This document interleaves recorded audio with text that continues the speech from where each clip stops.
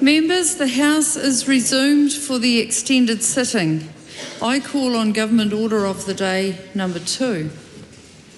Te pere whakahoki I a Koripo Pa Vesting Bill, first reading.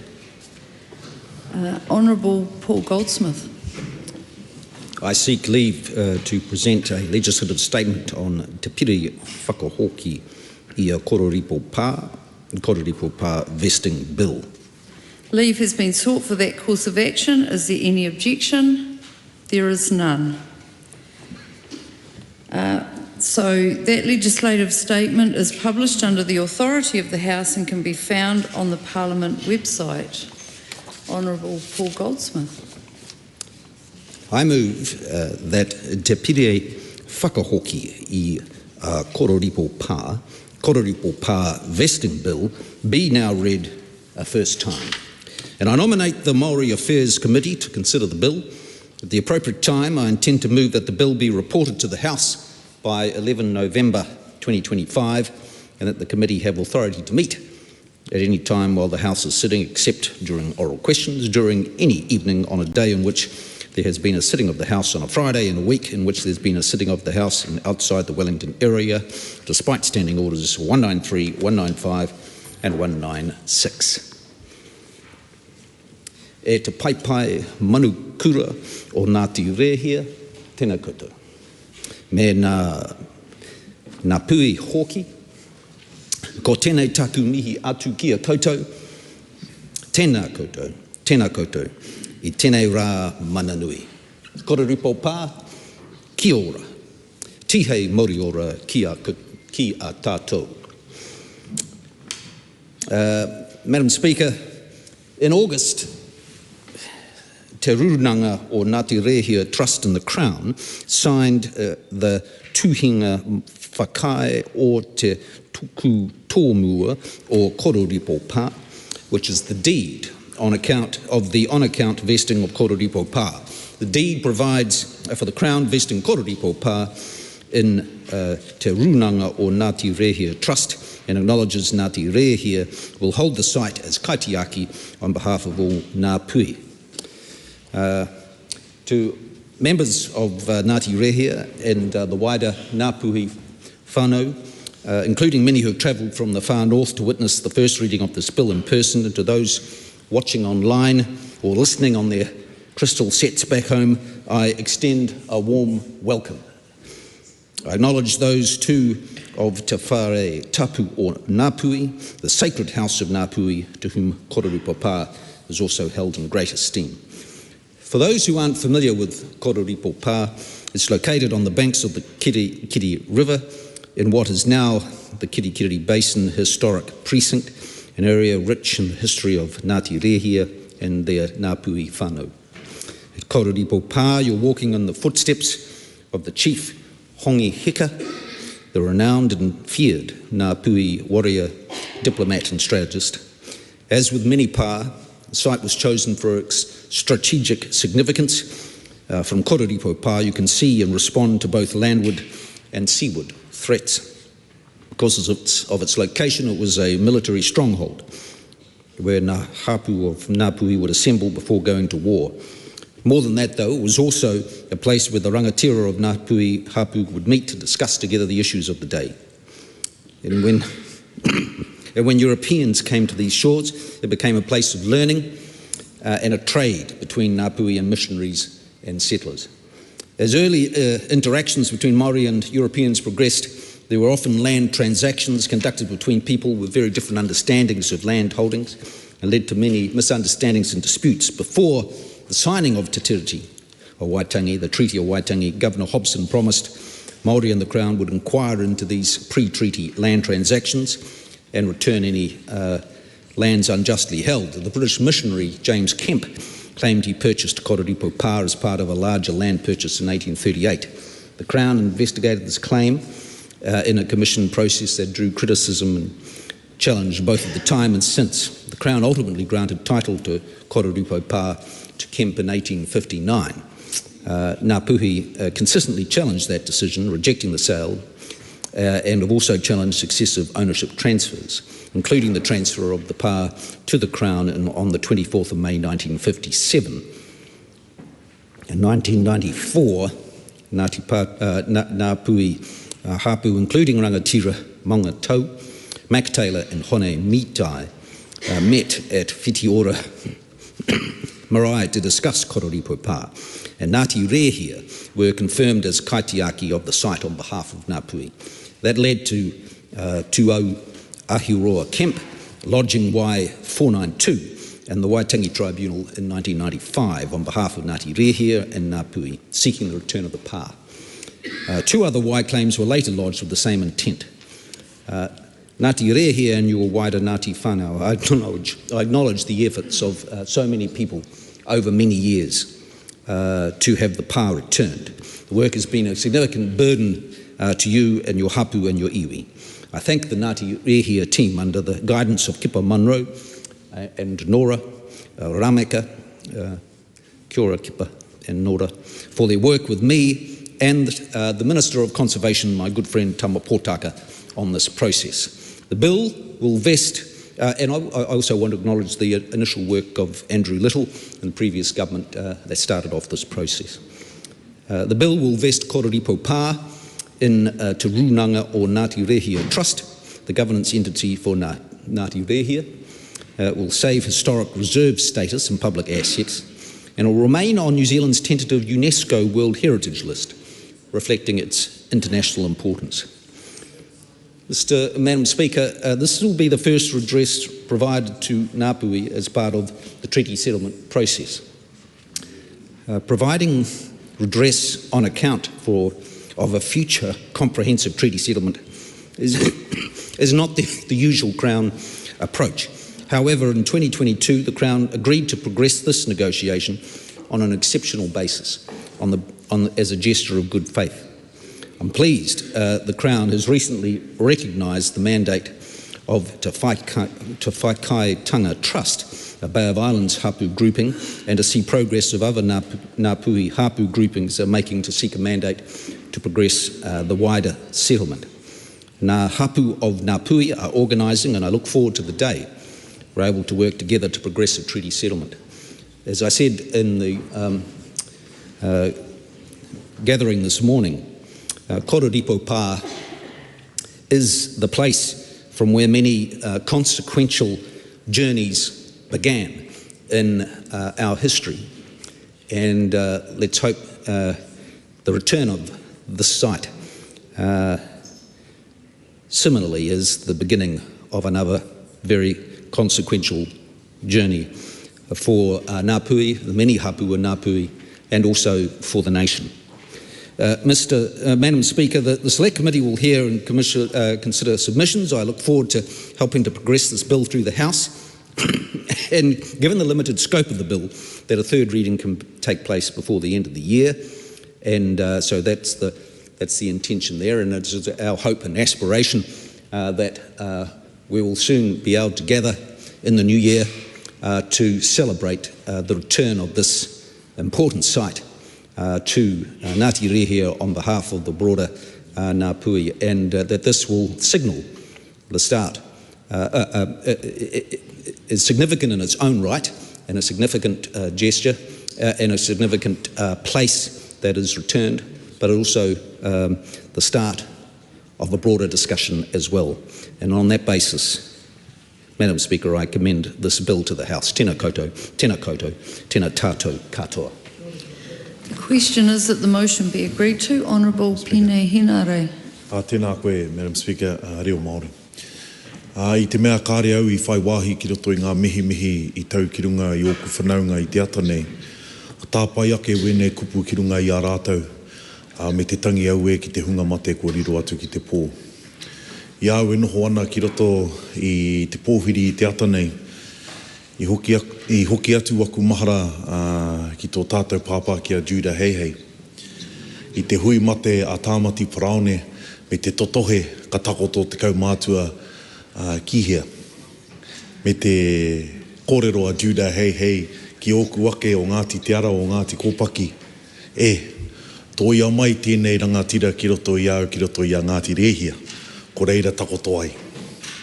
Hoi no, ko te āhuatanga o tērā kōrero hei tohu maumahara ake ki ngā whakapapa kei wainga nui I a tātou.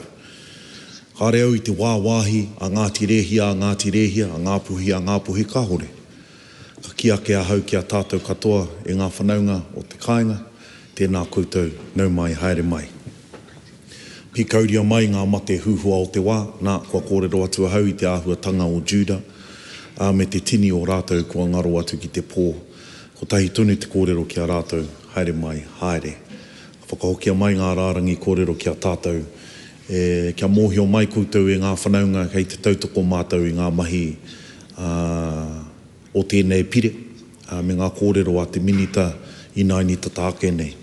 Mo te āhuatanga o tēnei pire me te hiahia kia kōkiri, ngā mahi o tēnei whare kia tutuki rāno tēnei kaupapa, me tō kōrero e kara e kipa, ka tau atu anō tātou katoa ki tōna whakatutukitanga ki runga I tō tātou kāinga ki Kororipo. Mōhio ana koe koutou te āhuatanga o te hunga porotiki o tā mātou mahi hei kuti I te rīpene. Engari, e mōhio anau ko te nuinga o ngā mahi I oti I a koutou. I oti o koutou mātua, o koutou tūpuna ki roto I ngā tau. Nō reire e mihi atu ana hau ki tērā whakaaro nui kia tātou katoa hei tōna tutukitanga ki runga I te wā kāinga. Nō reira tēnā koutou. Kua rongo atu a hau I te kōrero a te minita, me te tautoko, mo te āhuatanga o ngā kreme whānui ki roto I a tāua o Ngāpuhi. Me te ki atu ka whakaaro nui ake a hau ki wā tāua whanaunga ki roto o taua. Ka whai whakaaro nui anō au ki te tini o ngā hapu ki roto o Ngāpuhi e tiro atu ana ki wā rātou wāhi tapu, ki wā rātou pākainga. Me te hiahia te ki atu ki a rātou, hanei he tohu o tētahi huarahi ka tāia e tātou te kōkiri ngātahi. Nā koutou tērā mahi. Nā Ngāti Rehia me ona kārangarangatanga maha, te mahi nui, hei tohu ki a Ngāpuhi whānui, me anga whakamua tātou. Me kōkiri tahi tātou ki roto I ngā hiahia, kaua ao tātou mātua tūpuna anake, engari mo a tātou tamariki mokopuna. Nō reira, iau e pānui atu ana I te pire, ko kite atu a hau I ngā kupu me ngā kōrero Maori o te horopaki kei roto I te pire, e tautoko atu ana au I tērā āhuatanga, me te tōtoia nei I tōku ngākau ki roto I enei mahi. Nā te mea ka whakaaro ake a hau ki te tini o ngā tūpuna kāre I kone I tēnei wā tonu. Whakaaro ake a hau ki a rei kapa, ki a te huranga. Ai marika, ka noho tangi a hau, ka noho koreto a hau, mo te āhuatanga ki o tātou mātua tūpuna nā rātou ki tēnei mahi. I whakarite hia mō ngā whakatupuranga ki kone, me ngā whakatupuranga a taiho ake nei. Nō reira a taiho ake ka tukuna atu tēnei ki te komiti Maori, ki a tarangona I ngā kōrero a tēnā e pāna ki tēnei pire, me te hia kia hoki ora mai anō koutou ki roto I te pānuitanga tuatoru, ki roto I tēnei whare, hei te otinga o te tau. Ka mutu e oku rangatira I te mea a te wiki e tūnei ko te wiki o te reo Māori. Me te mea anō a te rātapu ko taku rā whānau tēnā. Ka kite atu anō tātou I a tātou ki te wā kāinga, ko te inoi, kia tai ora atu rā koutou ki raro I ngā manaakitanga o te kaihanga ki tō tātou wā kāinga huri huri noa e tautoko ata I tēnei pire. Steve Abel. Kia ora, thank you, Madam Speaker, and kia ora to Ngāti Re here as kaitiaki of ngā hapu o ngā puhi. The Minister said that the hapu wanted to expedite the settlement at Koripo, and I said, okay, I'll go and talk to my other boss, apart from Chloe, Huhana Linden.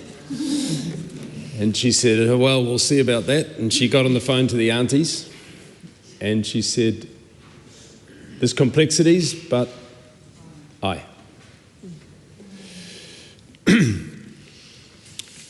This is a parcel of land, Madam Speaker, that is of great historic significance to ngā puhi, and today marks one part in a very long journey to get the rightful return of that land to its rightful owners. Even reading the history of the efforts to get acknowledgement that it was inconceivable that Hongi Hika would have ever parted with the sacred and tapu pa over the course of nearly 200 years, Madam Speaker. Reading that history gave me chest pains. In the 1930s, a judge acknowledged that it was not possible that it was ever the intention of the chief to part with the sacred site, and there seemed to be movement towards return and restoration. And then enmities between judges and officials on the Pākehā side led to further delays, and the land was not returned, and more years passed and decades passed. And this sense of a people languishing in intergenerational alienation from what they know is theirs. This is the story of tangata whenua Māori across the rohi, across our country. And this story is no more strongly illustrated by the history of Koripo Pa and the unrelenting efforts of iwi to have the pa returned to them.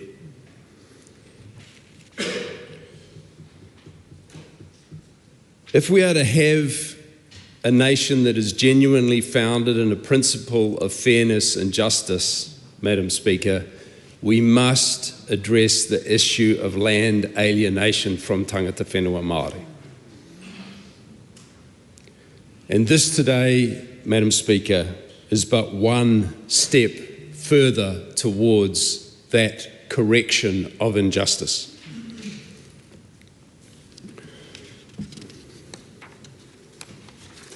These settlements are deemed as full and final, but from the point of view of Te Pāti Kākariki, if it is not full, and these settlements are always but a fraction of what has been lost, if it is not full, it cannot be final.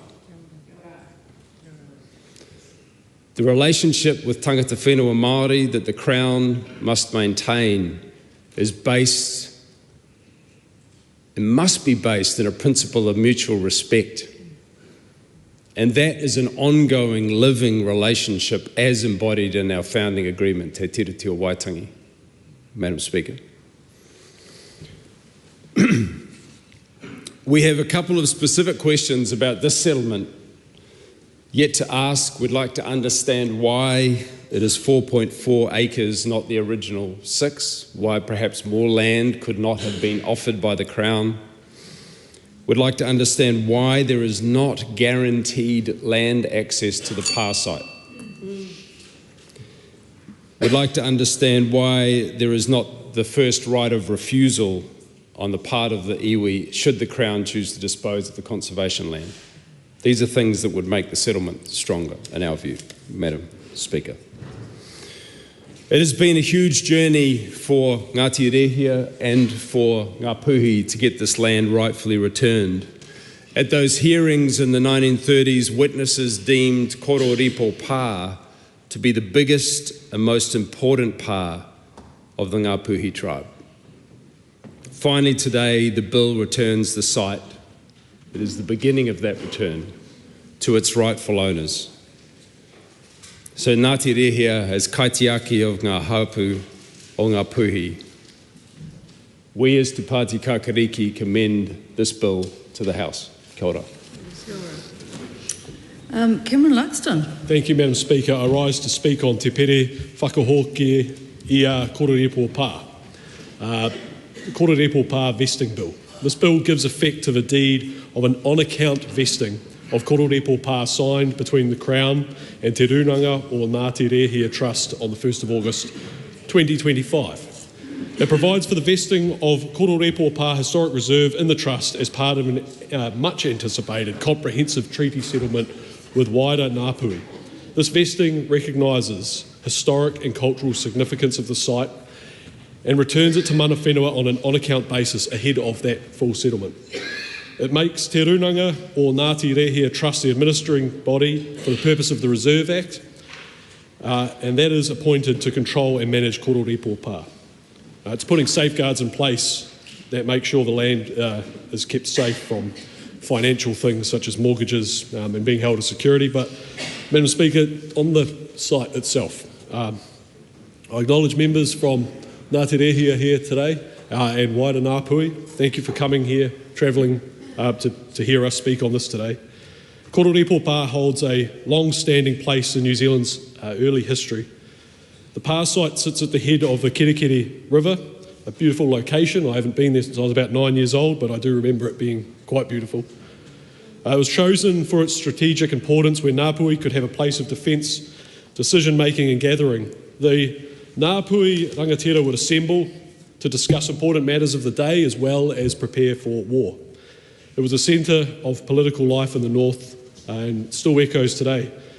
Madam Speaker, Koripo Pa is the ground that was once a powerful centre for and of Ngāpuhi authority. The Pa was not only a home but a launching place, the very site where taua were assembled, provisioned and sent out under the leadership of rangatira like Honihika. From here, taua travelled the length of the coast, carrying with them new forces of muskets. Historic accounts tell us that their reach extended deep into Tauranga Moana, where I am, and many other iwi in my part of the world. As I sat here, I thought about times I've spent with friends in places like Ruatoki and places on the Whakatane River, hearing stories about some of those incursions. Ngāti Awa friends, Ngaitirangi friends who've told me of the way in which those times of upheaval and change shaped relationships between iwi in the area and across the country, altered the balance of power across Te Moana or Toi.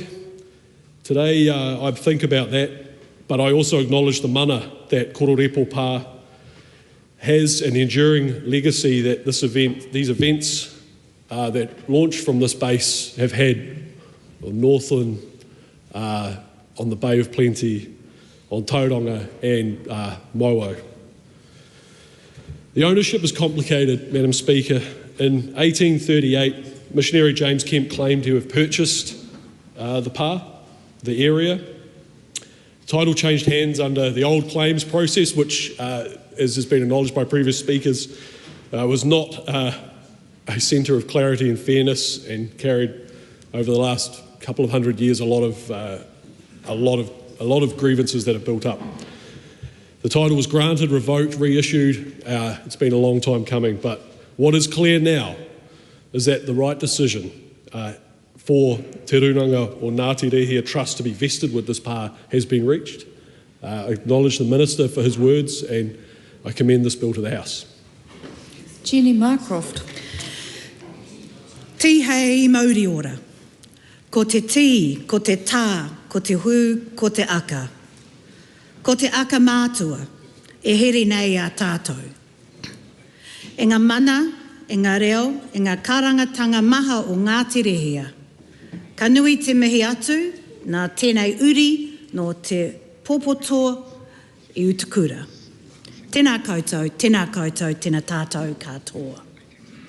E kore e mimiti te mamai I riro whenua atu. O tere ngā wāhi tapu, pera tonu I te Koripo. Riro whenua atu, hoki whenua mai. Aha ko he iti, he timatanga tēnei.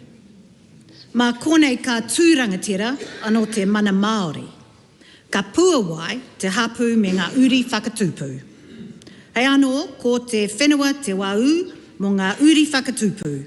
Mā konei ka aora ai te iwi. Tēnei ka mihi, tēnei ka mihi, tēnei ka mihi ki a tātou katoa. Madam Speaker, I stand on behalf of New Zealand First in support of Te Piri Whakahoki i a Koripo Pa, the Koripo Pa vesting bill. And I bring warmest greetings from the Right Honourable Winston Peters and my colleague, the Honourable Shane Jones, Mātua Shane, to all those who have joined us from Ngāti Rehea today in the House on this significant day. The vesting bill facilitates the vesting of Koripo Pa Historic Reserve, although relatively small in size, extremely large in importance, not just for the Ngāti Rehea, but for the wider Ngāpuhi people. And it will be invested on account as a step towards a future comprehensive Ngāpuhi Treaty settlement. Madam Speaker, I'd like to also extend particular acknowledgement to Kippa Munro and Nora Rameka. Mātua Shane wanted to make sure I sent greetings to you and acknowledging the work you've been doing in keeping the area in beautiful condition, mowing of the lawns and taking care of it. He particularly wanted to acknowledge you for that, for your kaitiaki of this place. Madam Speaker, this vesting bill puts on account for the future fuller Ngāpuhi Treaty settlement, and that's an important step to be taken. And I'd just like to reflect back to more than 10 years ago now, where I first got involved and observed Ngāpuhi politics. My whanaunga, Rudy Taylor, upon meeting him up at Waitangi one time for the very first time, embraced me and brought me into the clutches of te kotahitanga o ngā hapu o Ngāpuhi. And from there, I ventured around the north, learning about not just who I am, but who my people are, as we traversed the Te Paparahi o Te Raki hearings and went to various hui around the country, around the north. Madam Speaker, I know Rudy would be extremely pleased with this step towards this piece of land being vested. Madam Speaker, one of Northland's most historic sites is the Koripo Pa, and the return of it represents not only the restoration of a sacred space, but also that step towards reconciliation. And I just want to quickly talk about a little bit of oral history that I've been told about in terms of Koripo, meaning the swirling waters. And when Hongi Hika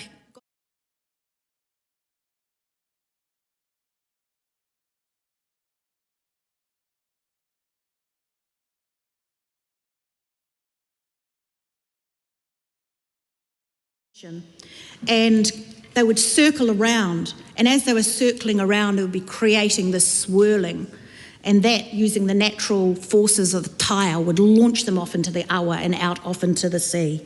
It was also a very strategically placed piece of whenua where rangatira would come, where they would hui, and it's rightful now that we begin this process of the return, because the pain of loss of land does not fade, especially when it's land of such sacred importance as Te Koripo.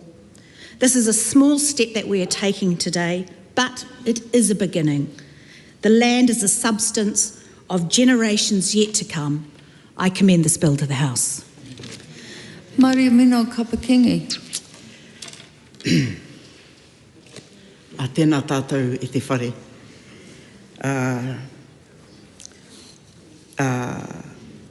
E nora e kipa tēnā tātou katoa, excuse my back. Hoi no, he mea no tēnei e te pika, he aha te mea. It's one thing to come to the House and deliver a speech which is really well written here, which I'm not going to deliver in quite that way. And it is because when I was walking through, making my way to the House, I come through the door and I walk into the arms of every person that is now sitting up here. And it is quite a different thing. And it's a different thing, but it's not different to me, actually. It's not different to many Maori, and probably many in general.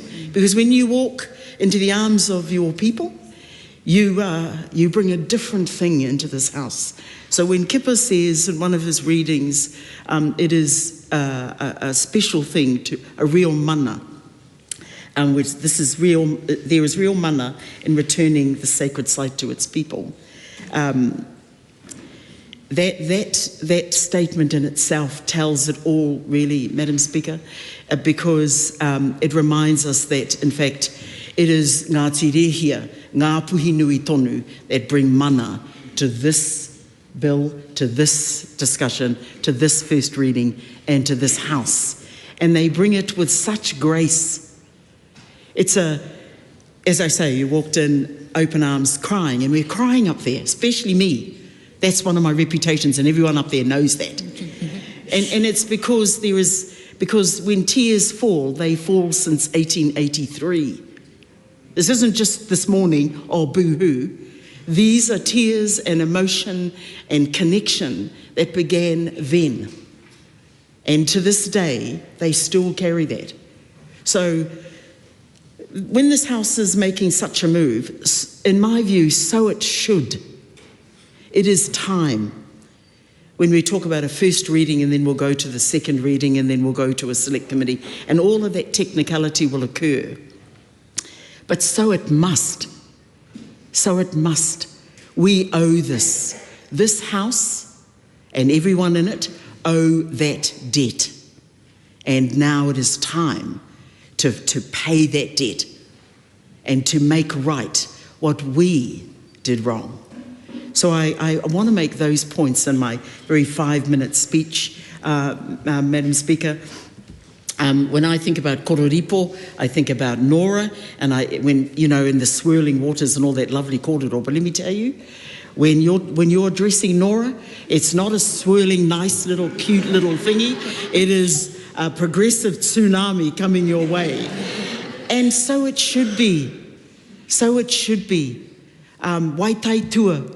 Names that I know that's what came to mind for me when I knew I was going to be standing in the house this morning. Yeah, so, I mean, don't cry for me. I'm good. This is just me talking to you all. But it is definitely since 1883, and I would say since 1840, and I might even say since 1835, that these tears will fall from many because so much was just taken away. And so,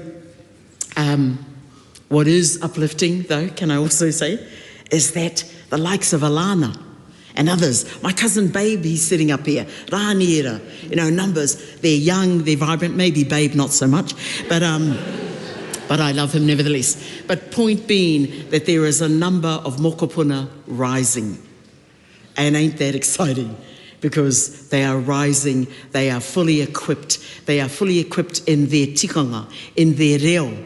They are fully equipped in their belonging, so they can see kororipo. When Penny Henare, my nephew, referred to Rei Kapa, tika hoki mahara, and it's a long time since even I've said that name. So today is a very important day because this house is a teaching moment for this house.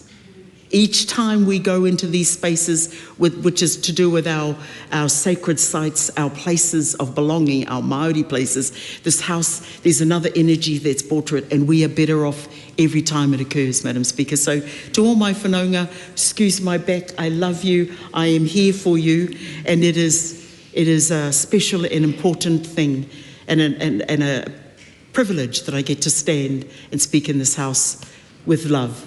Kia ora tātou. Thank you, Madam Speaker.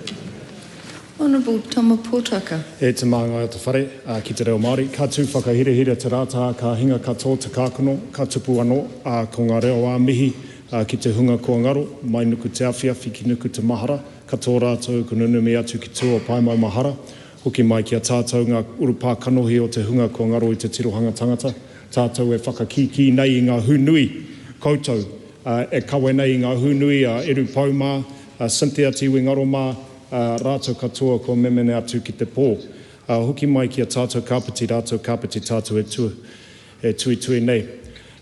Koutou te whare tapu o Ngāpuhi, koutou o Ngāti Rehia, hara mai ki te whare pāremata te tūnei. Ki ana te kōrero, koutou o te puna taniwha, te puna o tupua o Kororipo, nau mai ki te ana raiona o te upo ko tika. Me ki te whiore, ki te pane o te motu, kua nei, ka whakatinana hia ngā uaratanga ki roto i te tuhinga whakaai o te toko tōmua o Kororipo. Me ngā tupuna ki roa wai, kia mātou hoki o te awa tupua mai pare te taitonga ki te matapi, ko te kōrero, kauaka kōrero mō tō awa, engari kōrero ki tō awa. Koira hoki te kianga kōrero e whakamatara nei i te hinangaro whakaro i tēnei wā. Kauaka kōrero mō Kororipo, engari kōrero atu ki Kororipo. Mā tēnā hoki e kite ai te wānanga, e kite ai te māramatanga hoki kei mui te aroaro o te tangata. Koutou ngā uri whakaeke a ruatara hongi mērā o ngā tupuna ki roa wai. Nau mai, nau piki mai, nau kake mai ki tēnei wāhi. Hei whaka rewatanga hoki i ēnei kōrero, i ēnei wānanga, i ēnei mānuka takoto. Tērā tau, taino te mōio a te tangata nei, tā koutou taukete nei, ki ngā kōrero e pāna ki te hia, ki te wawata, ki te mina, tēnā, kia hoki te taitara o Kororipo ki roto i a koutou o Ngāti Rehia. Me te mea nei, ko te mata mamoe, ko te mata kakā, ko te mata uraura, engari te mata kanohi o ngā tupuna. Ki ana te kōrero, ko ro te wā e noho ana a te papaata whai me tōna ingoa ki runga i te taitara o Kororipo. Engari kāreroa, mā taku mahanga o remuera nei, paura me te kaura, mātou katoa o te whare e whakaai ana ki ēnei momo mahi, ka whakahoki i te taitara me tōna ingoa ki roto i a koutou o Ngāti Rehia. Taku matua taua, rongo au ki o kōrero ki te pōhiri ki te whakatau i te rānei, ko koutou hoki te hoiho. Nei ko koutou te hoiho, ko au te hiho. E hara koutou i te mātāika, engari he matakanohi mo te whakarewatanga o ngā kreme nui me ngā kreme maha o Ngāpuhi. Ko tāku kia mete kaura, kia manawa nui, kia manawa ora, ki te kawe hoki i tēnei tū āhuatanga hei tauiro hoki mo ngā kreme nui o Ngāpuhi nui tonu.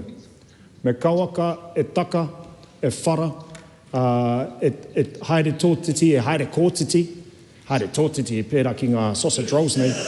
Engari kia kawe haere kōtiti, engari whaia kia tika, whaia kia mau, whaia kia ita. Whaia kia ita tēnei tū āhuatanga. Kua pūrena te kapu me te nākau i te aroha, i te tautoko hoki i a koe kipa kōruatahi ko te whaia Nora, nā kōrua noa au i whakatau ki te tēneti, ki mua i te toa kohatu, ki te taha o te ahurea me Kororipo. Nā reira e mihi ana, no mātou te whiwhi, no mātou te mihi kā meha, ki o koutou mahi rangatira, whakahirahira i te rānei. Me te mea nei, te kāhui amokura, ko te kāhui amorangi, kua kawe mai i te kāmeta pohutu kawa, koutou o te pai, te rau kahikatea, e whakapuoro nei i tō tātou whare i tēnei wā. Māua, mātou, o te whare pāremata te hāpai o, aha ko te pāti, aha ko te kara, aha kora ko te tai, o tērā ropu, ka tō mātou e tautoko ana i tēnei kaupapa. Nā reira, ka reo te whakatōroinga kōrero kei te heke mai ngā hekana o te meneti nei.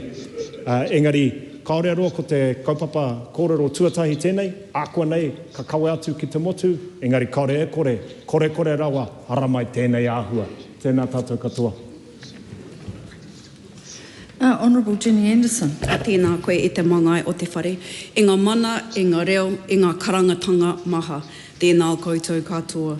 Tēnā koutou i runga i te kaupapa whakahirehira o te ata nei, Aotearoa, ko te pānuitanga tuatahi o te piri whakahoki ki a Koripo Pa. Ko tokerau te tūtei ki te hauraro o te puaha. Ko rākau manga ki te rāwhiti. E rere atu nei te kerei mangonui o te awa o ngā rangatira. E tū mai rā te pā o Koripo. Koripo Pa is not just a place, it is a taonga that has been handed down, rich with the past, the present and the future of Ngāti Rehia o Ngāpuhi. It is filled with mana and woven deeply into the identity with those who descend from this land. The Koripo Pa vesting bill is the product of decades of work, dialogue between Ngāti Rehia and the Crown. It is not just symbolic, it is about taking some tangible steps to recognise the long-lasting and enduring relationship Ngāti Rehia have with this whenua and righting a long-standing historical injustice. The story of Koripo Pa reflects much broader story of Māori Crown relations over the years, one that is difficult and filled with pain. Māori have been contesting the Crown's title for this piece of land for more than decades. Despite numerous attempts to raise these concerns, rights have been consistently diminished through underinvestment, exclusion from decision-making, and a Crown process that has repeatedly failed to uphold a genuine partnership. The Koripo Pa vesting bill represents a significant milestone in the Crown's movement to begin addressing these historical injustices. It gives legal effect to specific provisions contained in the deed of settlement on account of vesting Koripo Pa as agreed to by the Crown and Te Runanga o Ngāti Rehia Trust. Most notably, the bill vests the title of Koripo Pa and Te Runanga o Ngāti Rehia Trust and formally recognising that role as kaitiaki in law.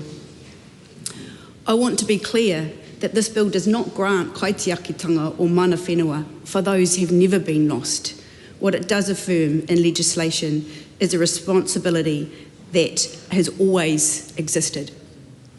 And for Ngāti Rehia, this recognition is not only deserved, it is very much long overdue. I rise today firmly believing that the passing of this bill is good and a necessary step for redress for Ngāpuhi.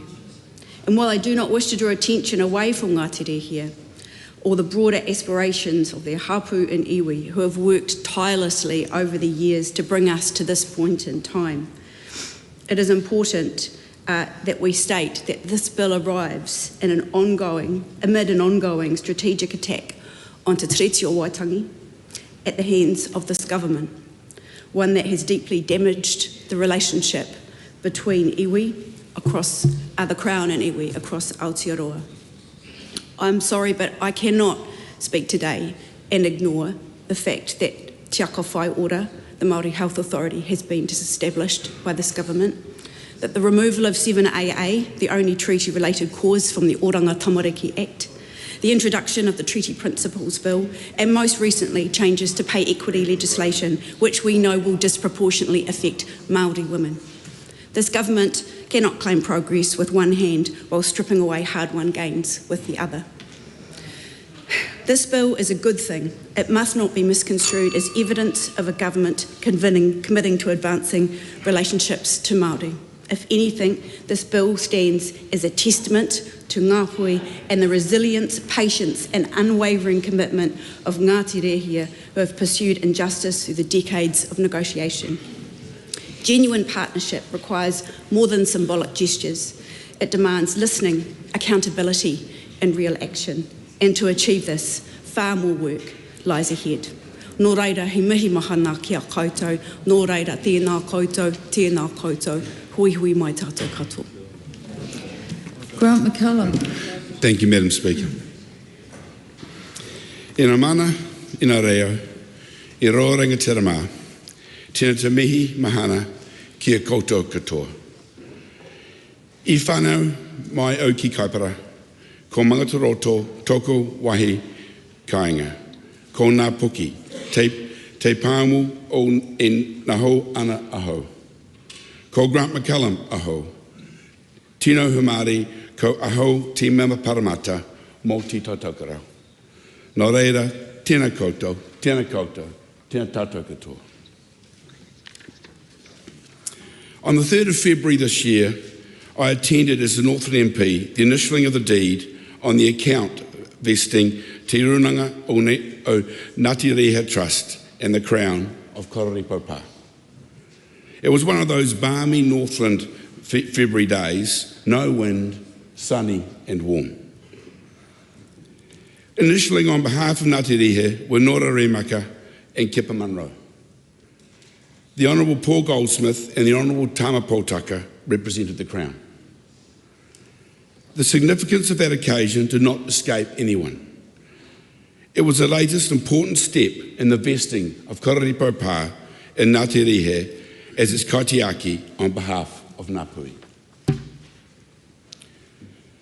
This was a journey that formally began on the 13th of February 1993 at the hui of Ngāpui that was called at Aotearoa Marae to discuss Koripo Pa.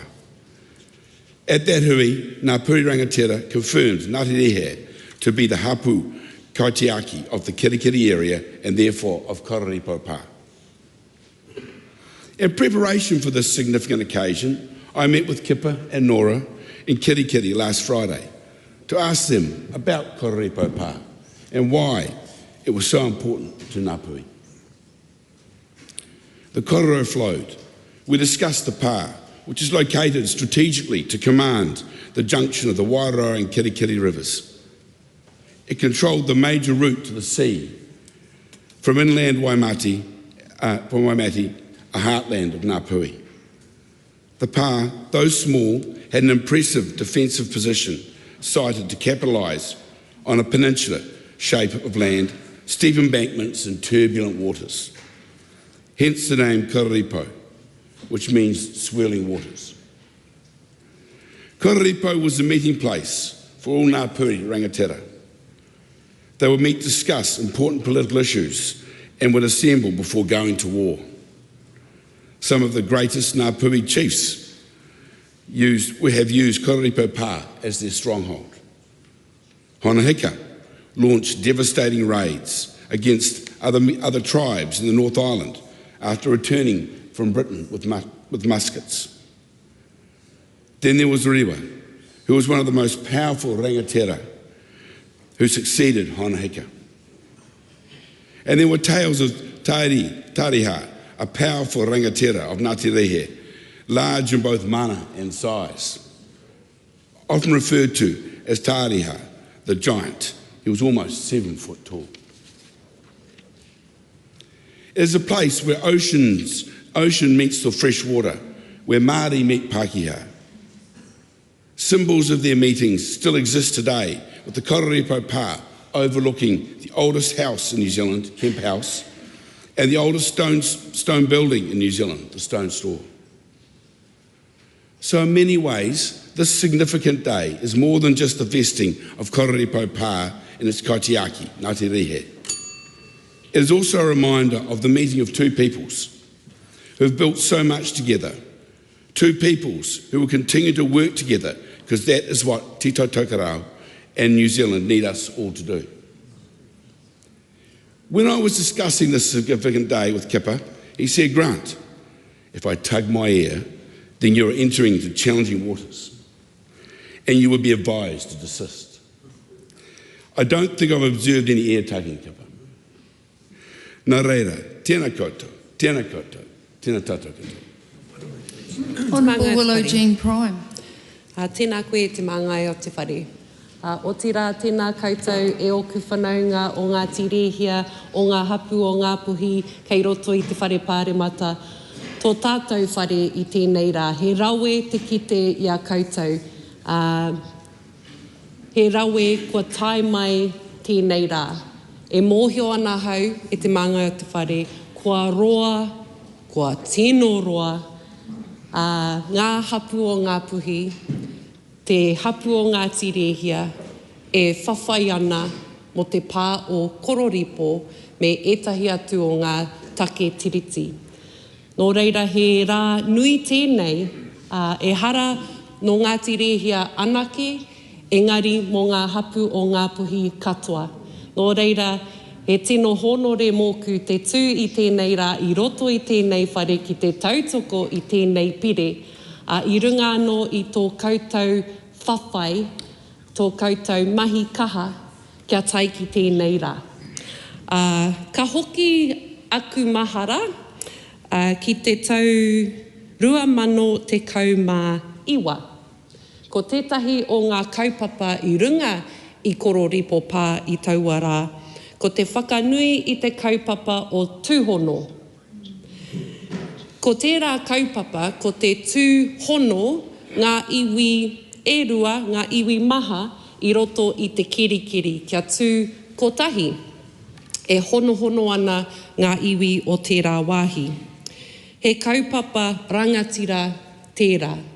I hoatu tērā ingoa o tūhono ki te kaupapa, nā Ngāti Rehia I hoatu tērā ingoa. Nō reira te whaia nora, te matua kipa, I hoki a hau ki ngā pikitia o tauara me te harikoa anō hoki. I tauara I tū a hau ki te kōrero o horere, I kōrero a hau e pāna ki tētahi kaupapa nui I runga I Koripo Pa I ngā wā o mua. Kia mōhio tēnei whare, kia mōhio hoki a Aotearoa whānui I tēnei kōrero. I te tau ko 1831, I haina tētahi reta, ki te kingi, kia kingi hori. Nā I huihui ngā rangatira o Ngāpuhi, I tuhi rātou I tētahi reta, I tono atu ki te kingi, hea te take, hea ngā kaupapa I roto I taua reta. Well, ko te ture kino, ko te tū kino o ngā Pākehā.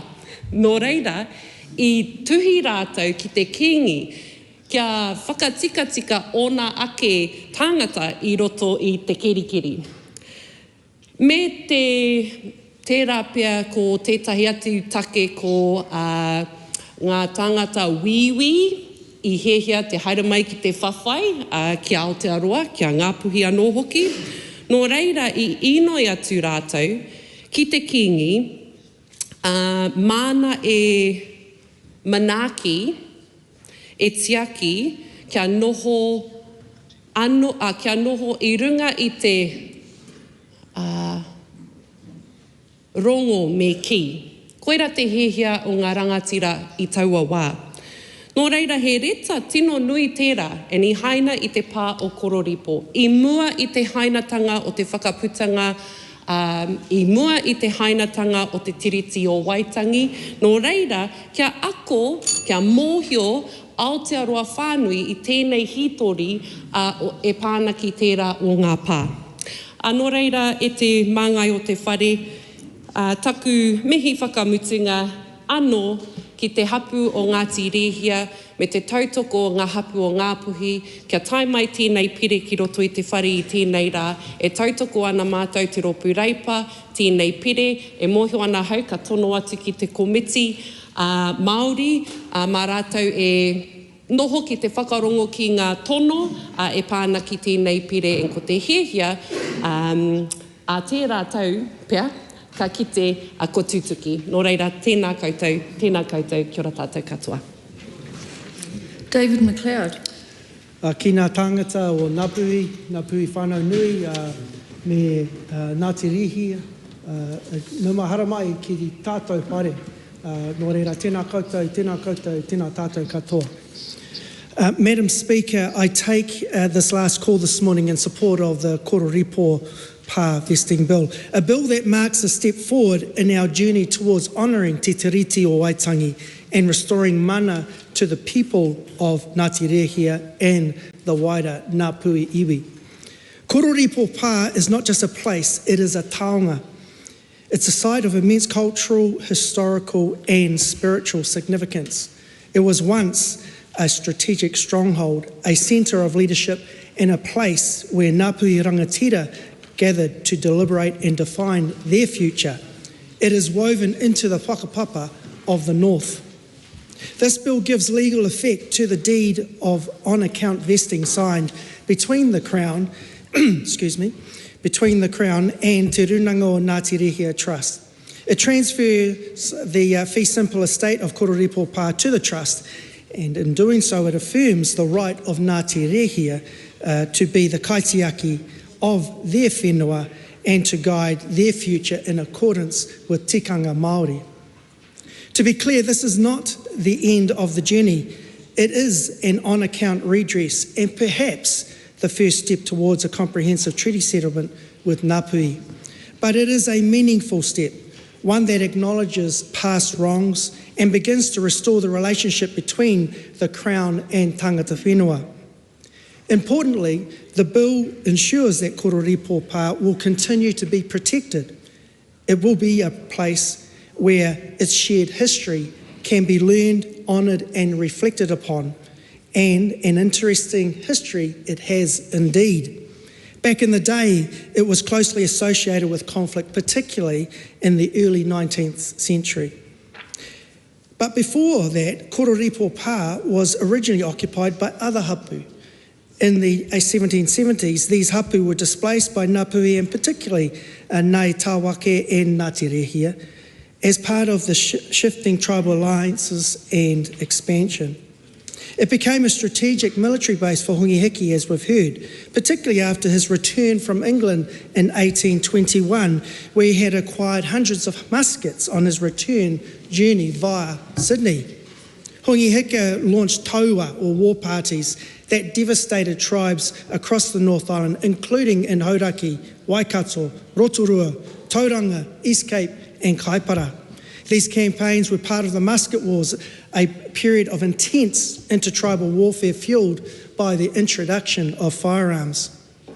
Koripo Pa was fortified with palisades, trenches and natural defences like steep embankments and waterways. It served as a meeting place for Ngāpuhi rangatira, a site of strategic planning and a launching point for military expeditions.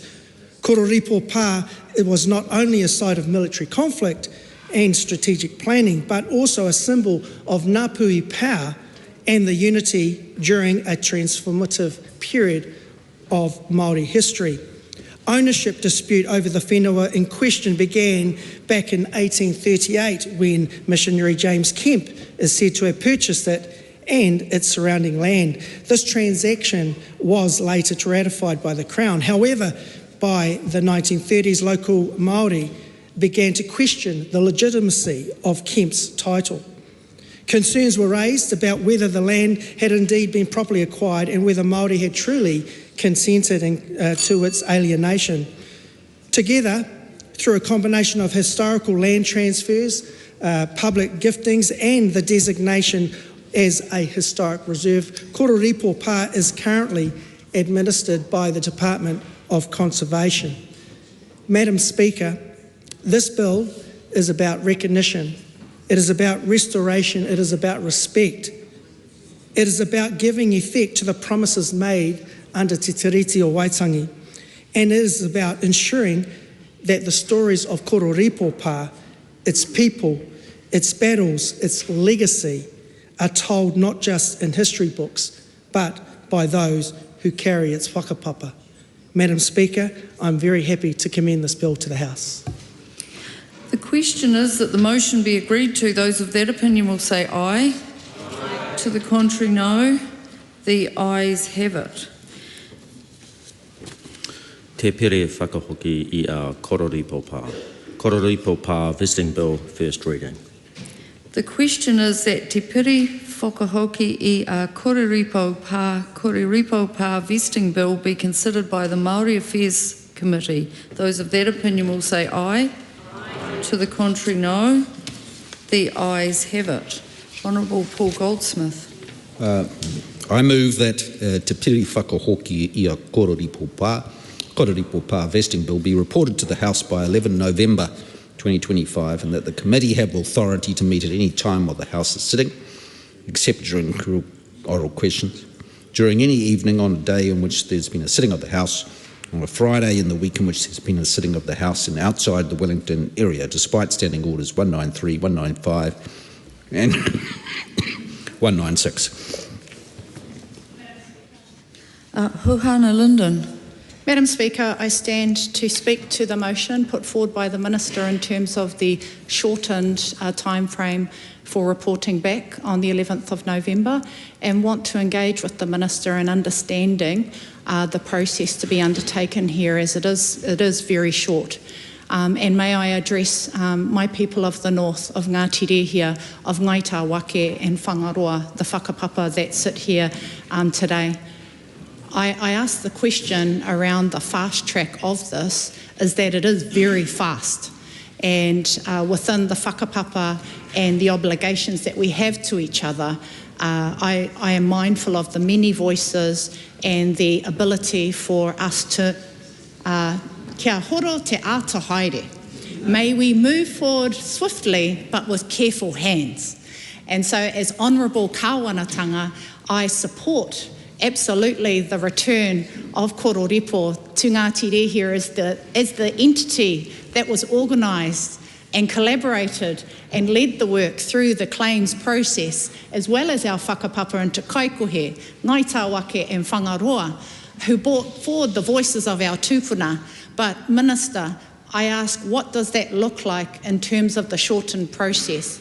I welcome the ability for us to cut the ribbon and have a hangi before Waitangi, but that is very fast. So wanting to understand, knowing that we all support in the House, what does that look like? And I will participate in the Māori Affairs Select Committee. It would be great for us to take the House to Koripo, to feel the wairua, to see the land, to meet the people, and experience those things which weigh heavy on our hearts. So can we do that in a truncated time frame like this? Kia ora. Honourable Pine Hinare. Tēnā koe, Madam Speaker. I rise to support the motion put forward by the Minister here in deliberations and discussions with not just the Minister, but officials and others, more importantly the people who are in the gallery and others. We support the motion for the truncated process, acknowledging though that it is up to the Māori Affairs Select Committee on where and when they choose to hold their Select Committee hearings, but that I think it is a good suggestion that obviously if there's an opportunity to descend upon Koripo Pa and the place in which they'll be discussing and hearing those submissions, I'd fully support that, but of course acknowledge that's a decision for the committee to make when that time comes. Madam Speaker, when these matters are negotiated, and negotiated carefully they are, and as was mentioned at the pōwhiri this morning about the length of time it's taken to get here, was the reason why on behalf of the Labour Party I met with the Minister and looked to support this motion. Not only because of the desire for the people to get this done, but also because we know that for a large part of these bills of this nature, it is often the processes of the House that cause delay and cause other challenges for those who it impacts the most. And while I appreciate the comments made by my tuahine of the Green Party, I do think there are parts there that the Minister might want to consider, but I continue to stand in support of the discussions that the Minister and I had with regard to this matter and support the motion. Honourable Paul Goldsmith. Sorry. No, I'm sorry, we can't. I've just been advised because there's a motion on the table that anyone can only speak once. So at that point, the question is that the motion be agreed to. Those of that opinion will say aye. Aye. To the contrary, no. The ayes have it. Permission has been granted for a waiata, so we look forward to hearing your voices this morning. Thank you.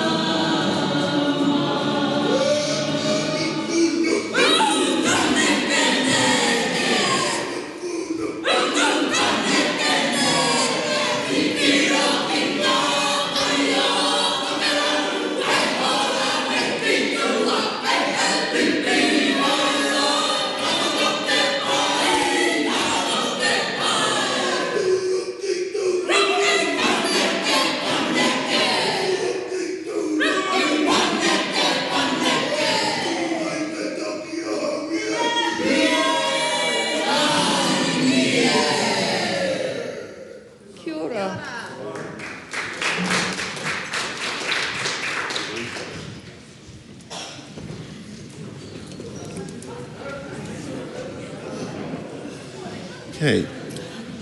I call on Government Orders of the Day numbers 3 and 4.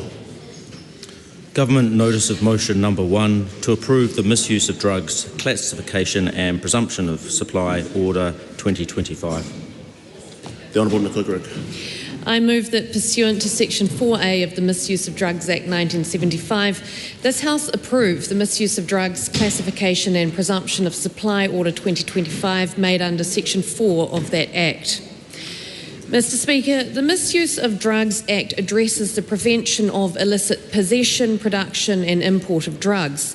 The changes resulting from this order will impose stricter controls on 23 substances, increase the ability of police and customs to take preventative action, and allow harsher penalties for those caught making or supplying these drugs. The planned changes have been approved by Cabinet, drafted as an order in Council, tabled in Parliament and considered by the Health Select Committee. On behalf of the Minister, I note the Health Committee has examined the Misuse of Drugs Classification and Presumption of Supply Order 2025 and recommends that it be approved. The order will reclassify certain controlled drugs to higher risk classes and introduce a classification for previously uncontrolled drugs. The amendments proposed in this order follow the recommendations of the Expert Advisory Committee on Drugs established under the Act. The Expert Advisory Committee is made up of experts who specialise in areas such as pharmacology, toxicology, psychology, public health and border control.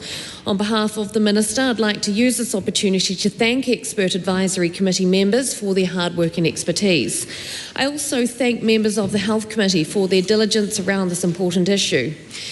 Mr Speaker, peddlers of illicit drugs are a scourge on society and cause devastating harm on families and communities across the country. Increasing penalties supports law enforcement agencies to crack down on them to maintain law and order. The substances at the heart of this order are harmful and it is time to act. Fentanyl is a synthetic opioid considered to be far more potent than heroin, many times stronger than morphine, and analogues can often be even stronger still. Currently, some manufactured alterations of fentanyl are classified as Class B and C controlled drugs. Their higher potency also makes them attractive to traffickers and users.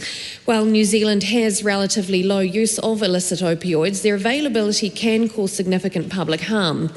The order seeks to reclassify 3 of these fentanyl-related substances as Class A controlled drugs. The order will result in increased controls on a number of other substances, including synthetic cathinones, synthetic cannabinoids, amphetamine precursors and novel benzodiazepines. Peddlers of illicit drugs cause significant harm in our communities and inflict misery on our streets. We know how important it is to reduce drug-related harm, and ensuring there are stronger controls in place for these harmful substances is a step towards this goal. Providing police and customs with the search and seizure powers they need to disrupt the supply of harmful substances is an important part of a health response to reduce drug-related harm. There has been an increase in the prevalence and misuse of most of these substances in New Zealand. None have any therapeutic use here. New Zealand is party to drug-related United Nations conventions. Classifying these substances will help us meet our international obligations. Maori and Pacific people are known to have higher rates of recreational drug use and are at a higher risk of drug-related harm. By posing controls on these substances, access is restricted, reducing drug-related harm to these most vulnerable populations. Mr. Speaker, the changes resulting from this order will ensure authorities have more tools in their tool belt to crack down on these harmful substances. Thank you, Mr. Speaker. The question is that the motion be agreed to.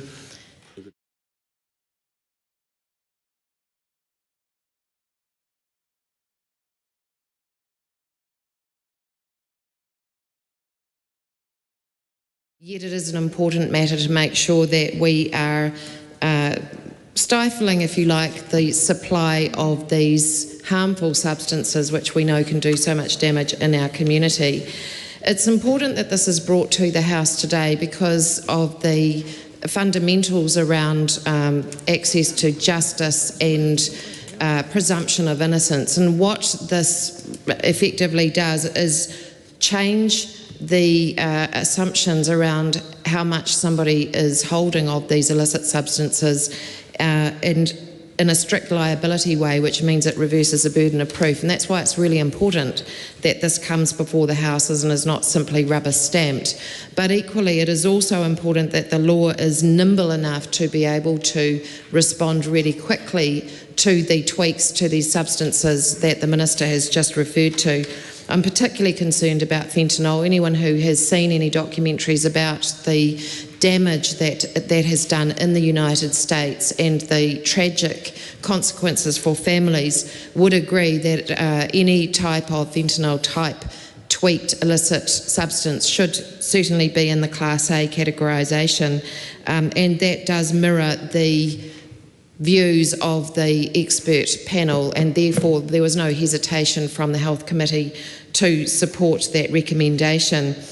I do note that recently New Zealand, the ESR has reported that New Zealand's dealing with about 120 new synthetic drugs, and that the UN has reported around one new drug coming into existence per week between the years of 2009 and 2016.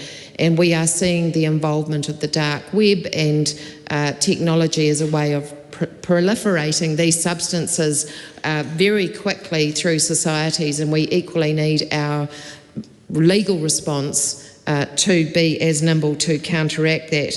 I would just make a couple of cautionary comments, I guess. One of them is that it's great to see we have an expert advisory committee truly made up of experts. I think we need, as parliamentarians, to ensure that when we are enacting committees like this to be formed, that we give due respect to their expertise. We do not allow those committees to become politicised. It is something that Labour is watching vigilantly, particularly in the health space. Secondly, I think it's really important that we not only look at the issue of substance abuse from the supply side, but equally the demand side, and have the wraparound support services available.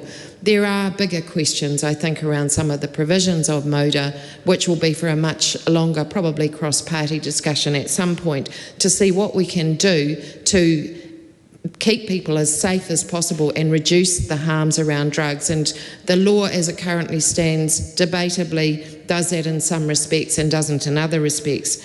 But when it comes to an order in council like this one, which is, really procedural, it is simply adding to the list of substances and also reclassifying substances appropriately so that it sends the right message to those who would be peddling them, that it has the right penalties involved for those who are enabling them to cause a lot of harm in society, we have no hesitation in supporting that. And we're really pleased that it's gone through the select committee process as well.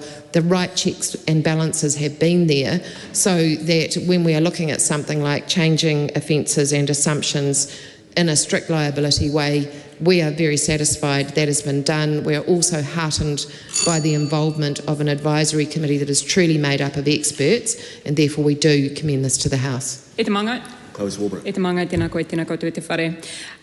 Mr. Speaker, I just want to preface this by noting that the Greens will not be supporting this today, and I'd like to step through the logic for that. As we heard from the Minister just before about, I believe she was alluding to the UN Commission on Narcotic Drugs, I was actually there in 2019 in Vienna, having a really fascinating experience where we had world leader after world leader, the equivalent of Minister of Health overseas, get up at the podium and say, we have more drugs, more harm from those drugs, more families torn apart, more people who are locked up in prisons.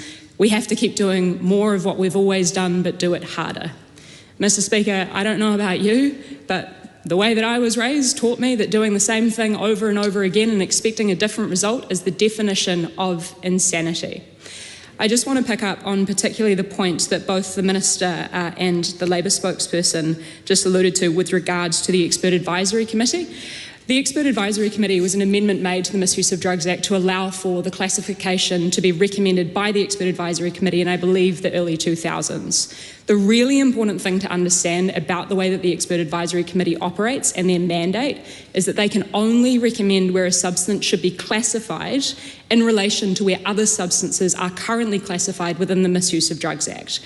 By layman's terms, that basically means that all the Expert Advisory Committee can look at is the harm of substances that are currently classified and recommend a classification relative to those other classified substances. That is, the Expert Advisory Committee is not empowered to make recommendations with regard to other health-based, evidence-based interventions to actually reduce drug harm. It is therefore self-referential. And Mr. Speaker, this is underscored by successive reports that successive governments have commissioned and then ignored because it is politically inconvenient, stretching all the way back to the Law Commission's review back in 2011, which says that we need to bin the Misuse of Drugs Act 1975 and create a health-based framework to actually reduce drug harm and target the causes, not the symptoms. Then, of course, the former government commissioned Te Ara Oranga, which was the Mental Health and Addiction Inquiry, which said, wait for it, exactly the same thing.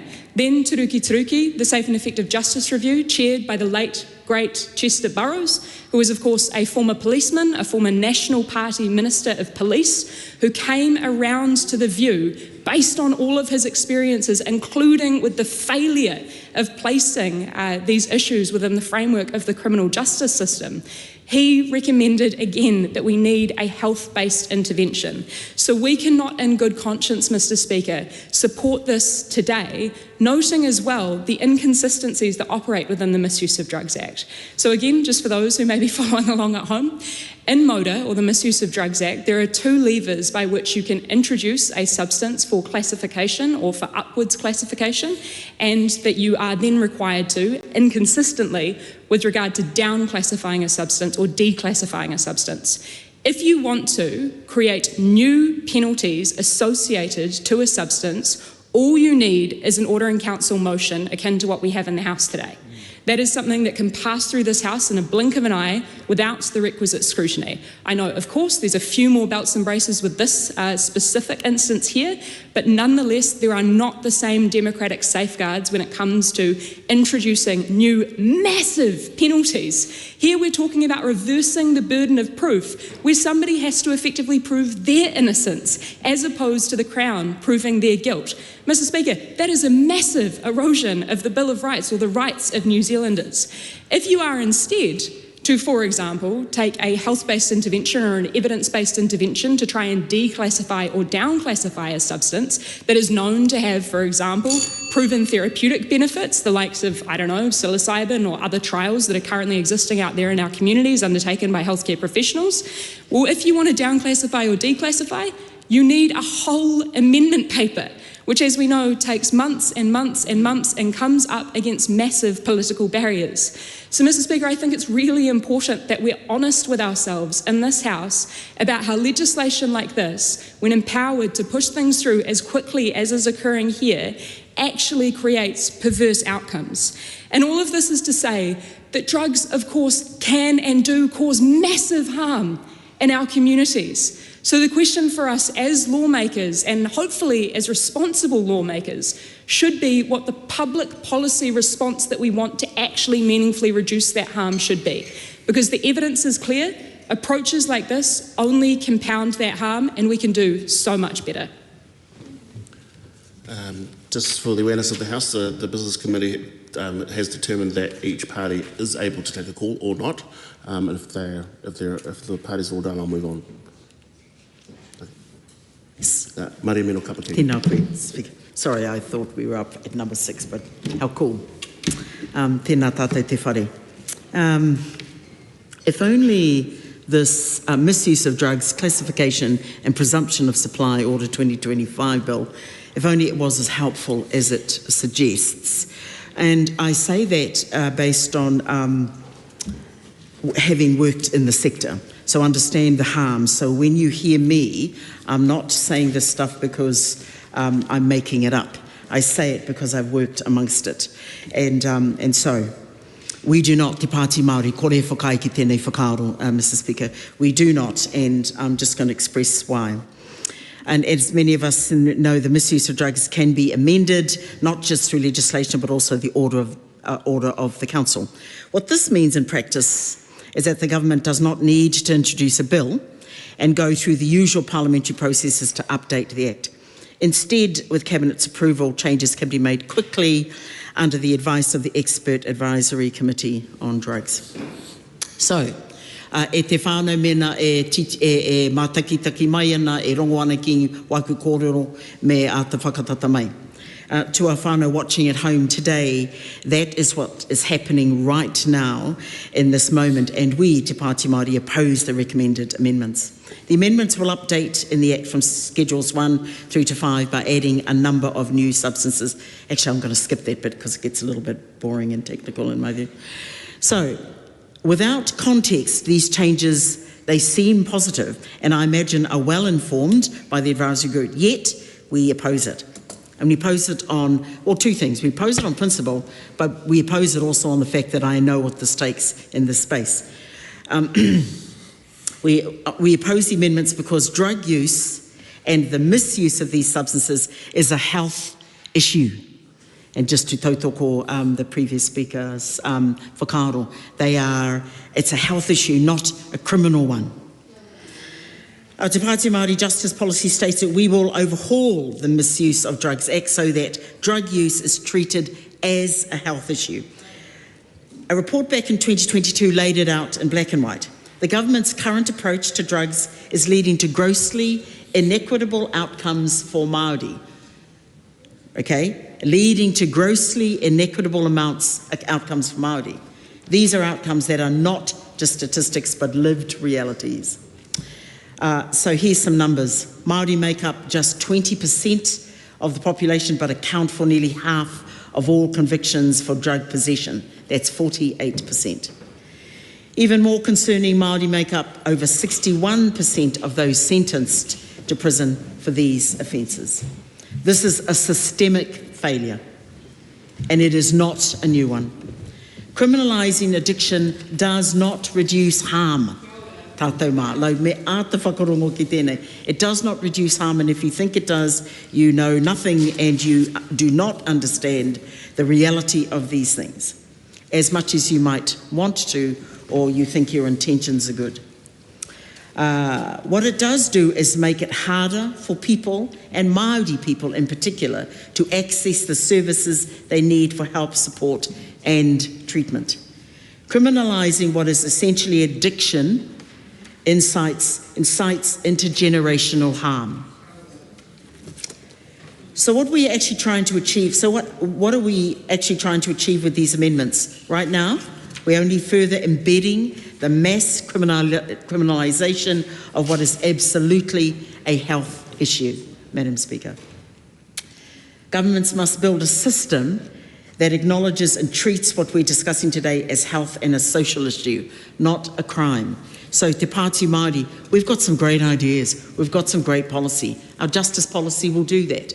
So we need to address it in a much more proactive but much more real life understanding way in this particular issue, Madam Speaker, and I'm offering that, I guess, but Te Pāti Māori will not support this. We'd like to, but the intentions off track, or possibly on the fast track, which of course is off track, but they fail to understand the lived reality for people, and particularly for Māori people, so we cannot support or commend. Thank you, Madam Speaker.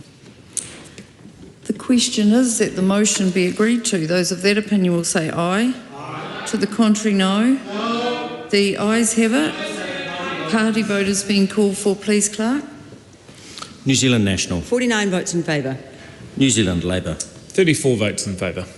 Green Party of Aotearoa, New Zealand. Te kaumarima ngā poti e whakahe.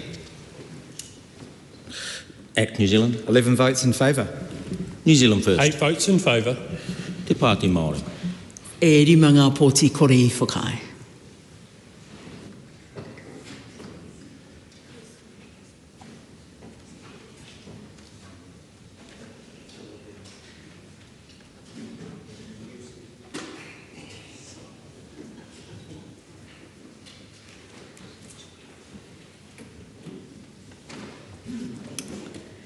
The ayes are 102, the noes are 20. The question is agreed. Can I just ask, it says Government Order of the Day number 1, is it? Yeah, that is correct. Okay. I call on Government Order of the Day number 1. Just one moment. Sorry. Appropriation 2025-26 Estimates Bill Committee stage continued. Is this for the Chair or the Committee? Because I'm about to declare the House in Committee. Thank you. I declare the House in Committee for further consideration of the Appropriation 2025-2026 Estimates Bill.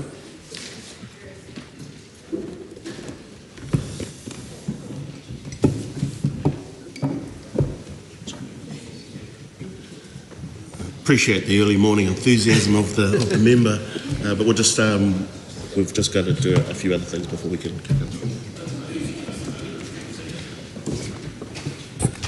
Morning, Minister. Hey, good morning. Members, the House is in committee for further consideration of the Appropriation 2025-26 Estimates Bill. All votes are available for debate, but only the Minister of Climate Change will be available today to speak to his portfolio. The debate will be led by a call from the chairperson or member of the committee that consider the estimates most closely related to the Minister's portfolio. And leading off the debate, the chairperson should take care not to be overly political and should ensure their call gives a fair reflection of the committee's report on the votes relevant to the portfolio. At the end of the debate, questions will be put that the votes stand part of the schedules and on provisions of the Appropriations 2025-26 Estimates Bill. There is 1 hour, 41 minutes remaining in this debate. New Zealand National has 21 minutes remaining. New Zealand Labour has 32 minutes remaining. The Green Party of Aotearoa New Zealand has 15 minutes remaining. The ACT Party, the ACT New Zealand has 15 minutes remaining. New Zealand First has 35 minutes remaining. Te Pāti Māori has 20 minutes remaining.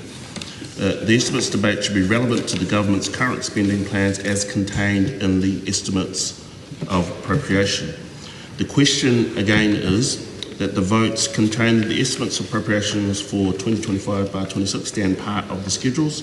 Members, the Minister of Climate Change is available to speak to that portfolio until the time for the debate has expired.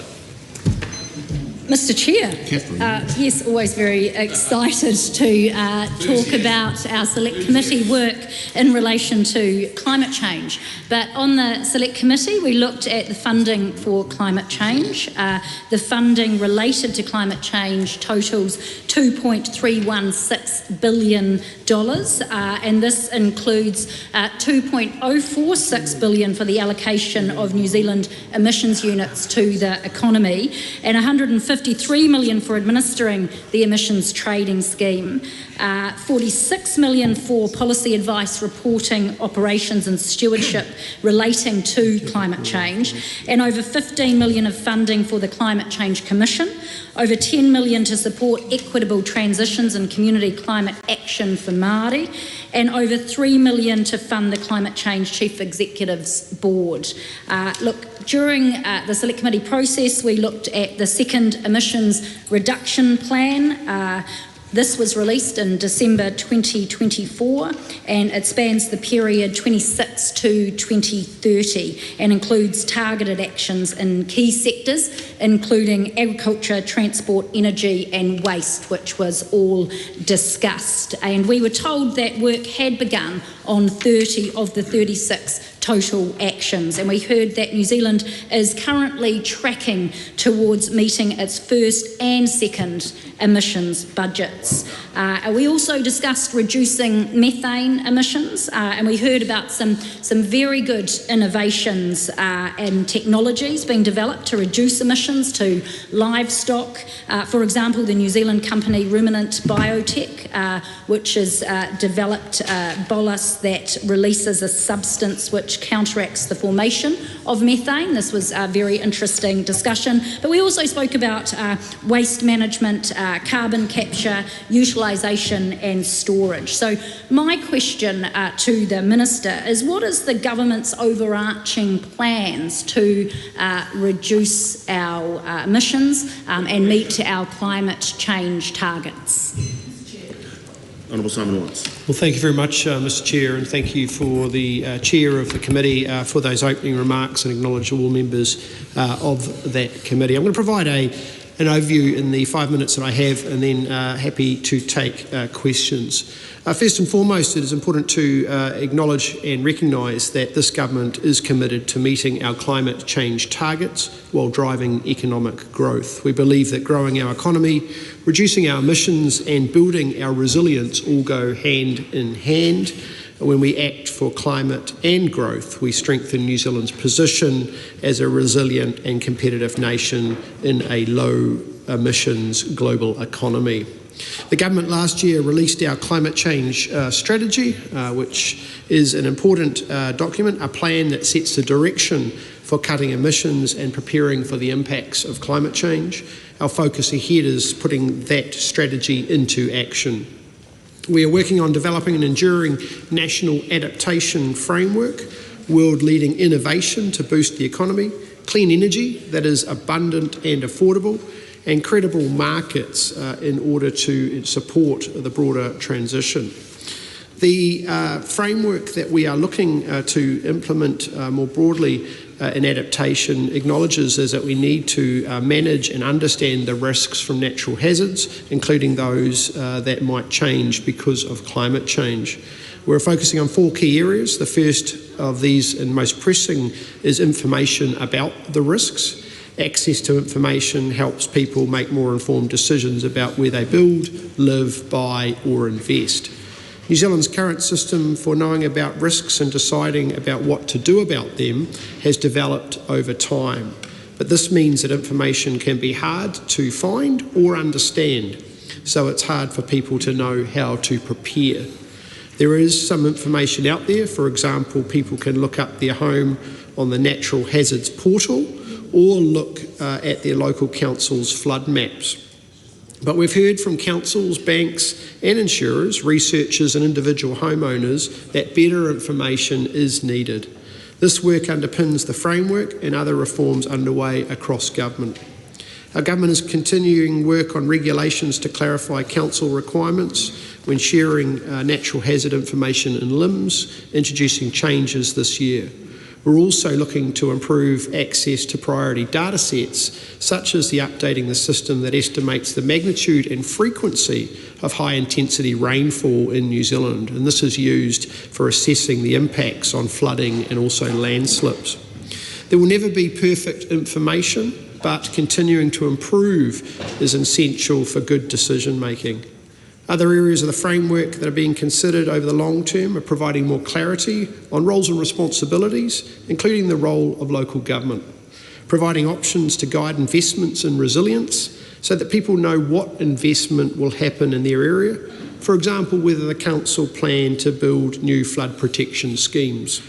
And also, importantly, the issue of cost sharing.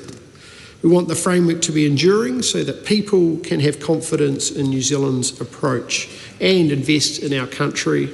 And we're also working to build on the cross-party work of last year's Finance and Expenditure Committee inquiry into climate adaptation. We're also considering the recommendations of the Independent Reference Group on adaptation. We intend to introduce legislation to get the first building blocks of this system in place as soon as possible. The framework will complement other work to build on resilience, which my colleagues are leading. For example, changes to our resource management system, which support more broader councils to manage risks and natural hazards and new development, and reforms to the science, information technology and emergency management systems. Mr Chair, an example of other areas of supporting resilience is our Maori climate platform. The establishment of the platform was a key action in the emissions reduction plan and part of our national adaptation plan. I've announced 5 initial projects. These projects are enabling Maori communities to lead climate resilient initiatives. One solar farm in Tikaraka in the Tarawhiti area will power up to 200 homes and essential services, including a school, police base, fire service, healthcare centre, petrol station and general store.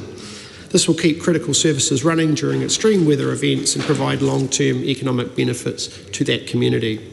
The second stage of the Maori Climate Platform funding will be rolled out in the coming months. Mr Chair.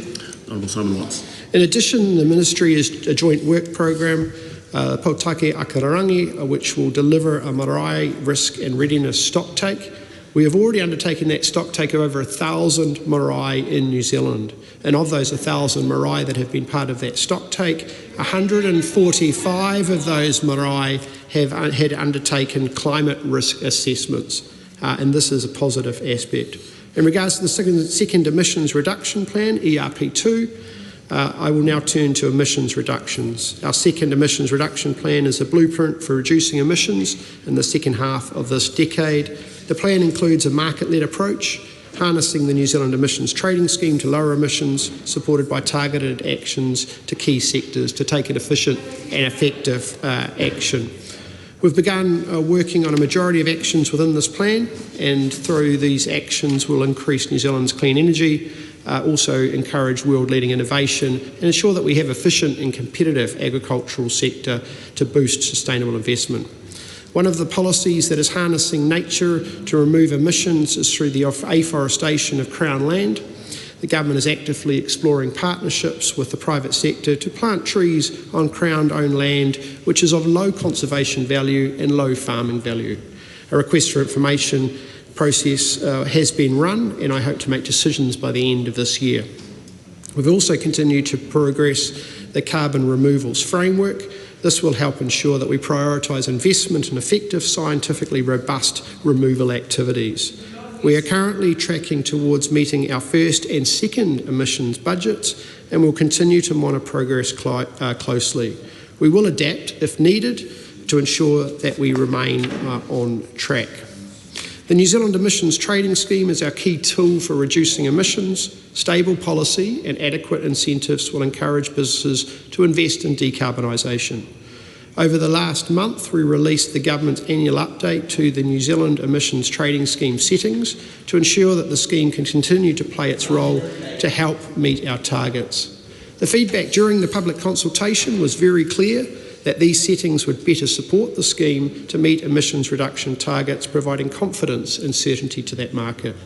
Earlier this year, we also announced that we were strengthening the market governance of the emissions trading scheme. And again, in June, the government introduced changes to limit whole farm conversions to forestry, and these changes come into effect on the 31st of October. Both these new policy measures will support confidence and the credibility of the emissions trading scheme in the market. Mr Chair, this government will continue to work to meet our climate change targets, remove barriers and also, importantly, open up new opportunities for our people, environment and economy to thrive. And with that, I would welcome questions. Lois Walbrook. Tēnā koutou e te whare. With that amount of talking from the Minister just now, I really hope that he is open to answering questions fulsomely. It was really interesting to hear him run through the number of initiatives that the government has undertaken, because this debate obviously is about the estimates, but this has a deep interrelationship with the emissions reduction plan number 2 in particular. So I think it is really worthwhile unpacking the component parts of that ERP and how, while I wish we could believe the comments that the Minister has just made, unfortunately, they do not match with reality and the actions that the government has decided to take. So if you look at the emissions reduction plan outlined by the Minister and that pamphlet that he was just waving around, it's not worth the paper that it is written on. And that is why the government is currently being sued over it. Fully a third of that emissions reduction plan relies on carbon capture technology, which the Minister has said that the government will not be investing in, and which the private owners, Todd Energy, has said that it is not economically feasible for them to invest in that technology, especially with the ETS settings sitting as they are at the moment. Notably, we're coming today off the back of yet another failure of an ETS auction under this Minister and under this government, to which I cheekily asked him in Scrutiny Week, I believe last year, about whether the most effective climate policy that we are seeing from this government is their inability to provide that certainty for the market so that those units ultimately end up getting cancelled and those permissions to pollute end up being cancelled. But that is to say, Mr Chair, that is fully a third of that emissions reduction plan from this government is economically unfeasible and not going to happen without investment, which the Minister has said the government is not going to do. So that's a third of the emissions reduction plan from this government, which is simply not going to happen. Then another third, the Waste Minimisation Fund, and another almost third is the reduction required from organics. Well, if we just take a second to dig below the surface on that, we know, based on all of the official estimates, that we need approximately $30 million allocated just as a baseline to organics to meet that 0.8 megatonne reduction. How on earth are we simultaneously, out of that same pot of money, going to get those reductions in waste minimisation? The government seems to be double counting here. So this is a question that I'd really like an answer from the Minister, because at this point, 2.8 megatonnes of the 3.3 megatonnes in EB2 are economically unfeasible, and the government is refusing to invest in them, saying that they want market-led solutions. Mr Speaker, it not only doesn't add up, but it is a slap in the face to New Zealanders. On top of that, the other 0.5% of megatonnes that are required through the EB2 that the Minister has been waving around through ETS changes, and again I'd allude to the fact that we're seeing the failure of those auctions time and again as a result of the lack of certainty and the stockpiling that we've seen from the commercial sector through agricultural emissions reduction. Just on agricultural emissions reduction, because I found it quite galling for the Minister to get up and talk about the investment that this government is making in agricultural emissions reduction. Well, it turns out that the Minister announced a fund of approximately $400 million to, quote, accelerate commercialisation of tools and technology to reduce on-farm emissions. Well, guess what, guys? He re-announced a fund that already existed under the last government and simultaneously managed to cut $48 million from it while re-announcing it. What on earth is going on? You think you're pulling the wool over New Zealanders' eyes because you're also creating this cost of living crisis and simultaneously pouring oil, coal and gas on the climate crisis, which will only compound that cost of living crisis. So my question for the Minister fundamentally is, will the Minister of Climate Change please stand up? Because out of the one side of your mouth, Minister, with your climate change hat on, you are going offshore and you are telling people that we are still holding to the same international negotiating positions that we did under the former government, that is the phase out of fossil fuels and fossil fuel subsidies. Yet out the other side of your mouth, here at home, with your energy hat on, you are signing out $200 million in fossil fuel subsidies. How do you reconcile these things? Because you, for one, Minister, are frequently saying, as are many other ministers of this government and cabinet, and in fact many members of this parliament, always talk about how we don't want siloed thinking. So, Minister, given all that I have outlined about how your emissions budget does not stack up, given what has been said about its economic feasibility by those private actors that you've said that you want to partner with, How are you going to make this happen? Honourable Dr. Deborah Russell. Minister, thank you for your very broad-ranging opening speech, which I think gives us a lot of scope to discuss climate change. In the estimates debate earlier this year,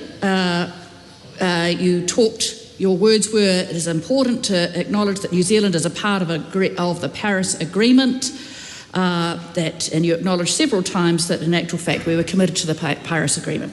However, in recent days, both New Zealand First and ACT have expressed scepticism about the Paris Agreement. Minister, can you confirm that this government is committed to meeting the Paris Agreement? And I'm going to repeat your words from your opening speech. The government is committed to climate change targets. In very simple language, please, Minister, is the government committed to meeting the Paris Agreement? Minister. Just before we take more calls, please make your comments through the chair, so not directly to the Minister. Thank you very much. Mr. Chair. Appreciate the passion in the House. I will repeat the question, Mr. Chair. It's a very straightforward question. It shouldn't take any thinking on the part of the Minister. The Minister said in his opening speech that the government is committed to its climate change targets. Yet in recent days, both New Zealand First and the ACT Party have expressed scepticism about the Paris Agreement and talked about withdrawing from it. Can the Minister please confirm that this government is committed to meeting the Paris Agreement? Unfortunately, Mr. Chair, it appears as though exactly what our concern was, which is that the Minister would open by reading off 2 sheets of paper, soaking up about 10 minutes of time, so that he could then sit himself down and not engage meaningfully whatsoever with the detail that we are asking him to share for the New Zealand public, because he has a responsibility to, because we have started to unpack the very nature of the document that he is saying is going to solve all of our problems, and we can show the data, the facts and the reality are so far removed from the things that he is saying, yet he's not willing to get up and defend or engage meaningfully whatsoever. I don't get it. Minister, your job is to be accountable to this House. Minister, your job is to be accountable to New Zealanders. Your job is to be accountable to the emissions budget, which you have put out there, which all of the data and the facts and the evidence shows is not worth the paper that it is written on. So perhaps, Minister, if you would be so willing to maybe charitably engage in answering some questions, which I might note you're actually required to, per can you the make the tendency comments of through the chair, please? Mr. Chair, then. Thank you. Some questions for the Minister, which we hope that he deigns to engage with.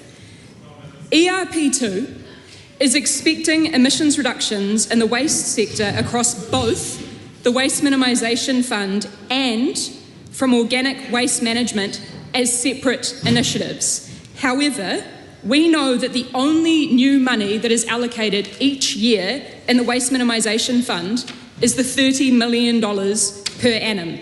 This, coincidentally, is the absolute bare minimum needed to get emissions reductions from waste.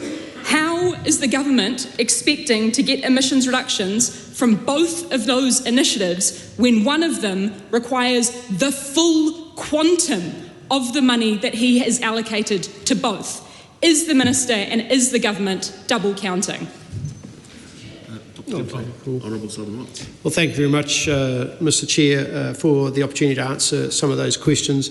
For those that are watching at home, the limitations on the ability and the time that we have to speak is constrained. I have about 10 minutes of total time to respond to questions during this 90-minute period. So it is not for sake of not answering, it is simply to acknowledge that. In the context of the questions asked on the opening statement of the climate change strategy that was produced, it notes very clearly that the coalition government is committed to meeting its climate change targets. This is our climate strategy. That is the coalition government's strategy, and in order to respond to the question asked, again, that remains the government's position.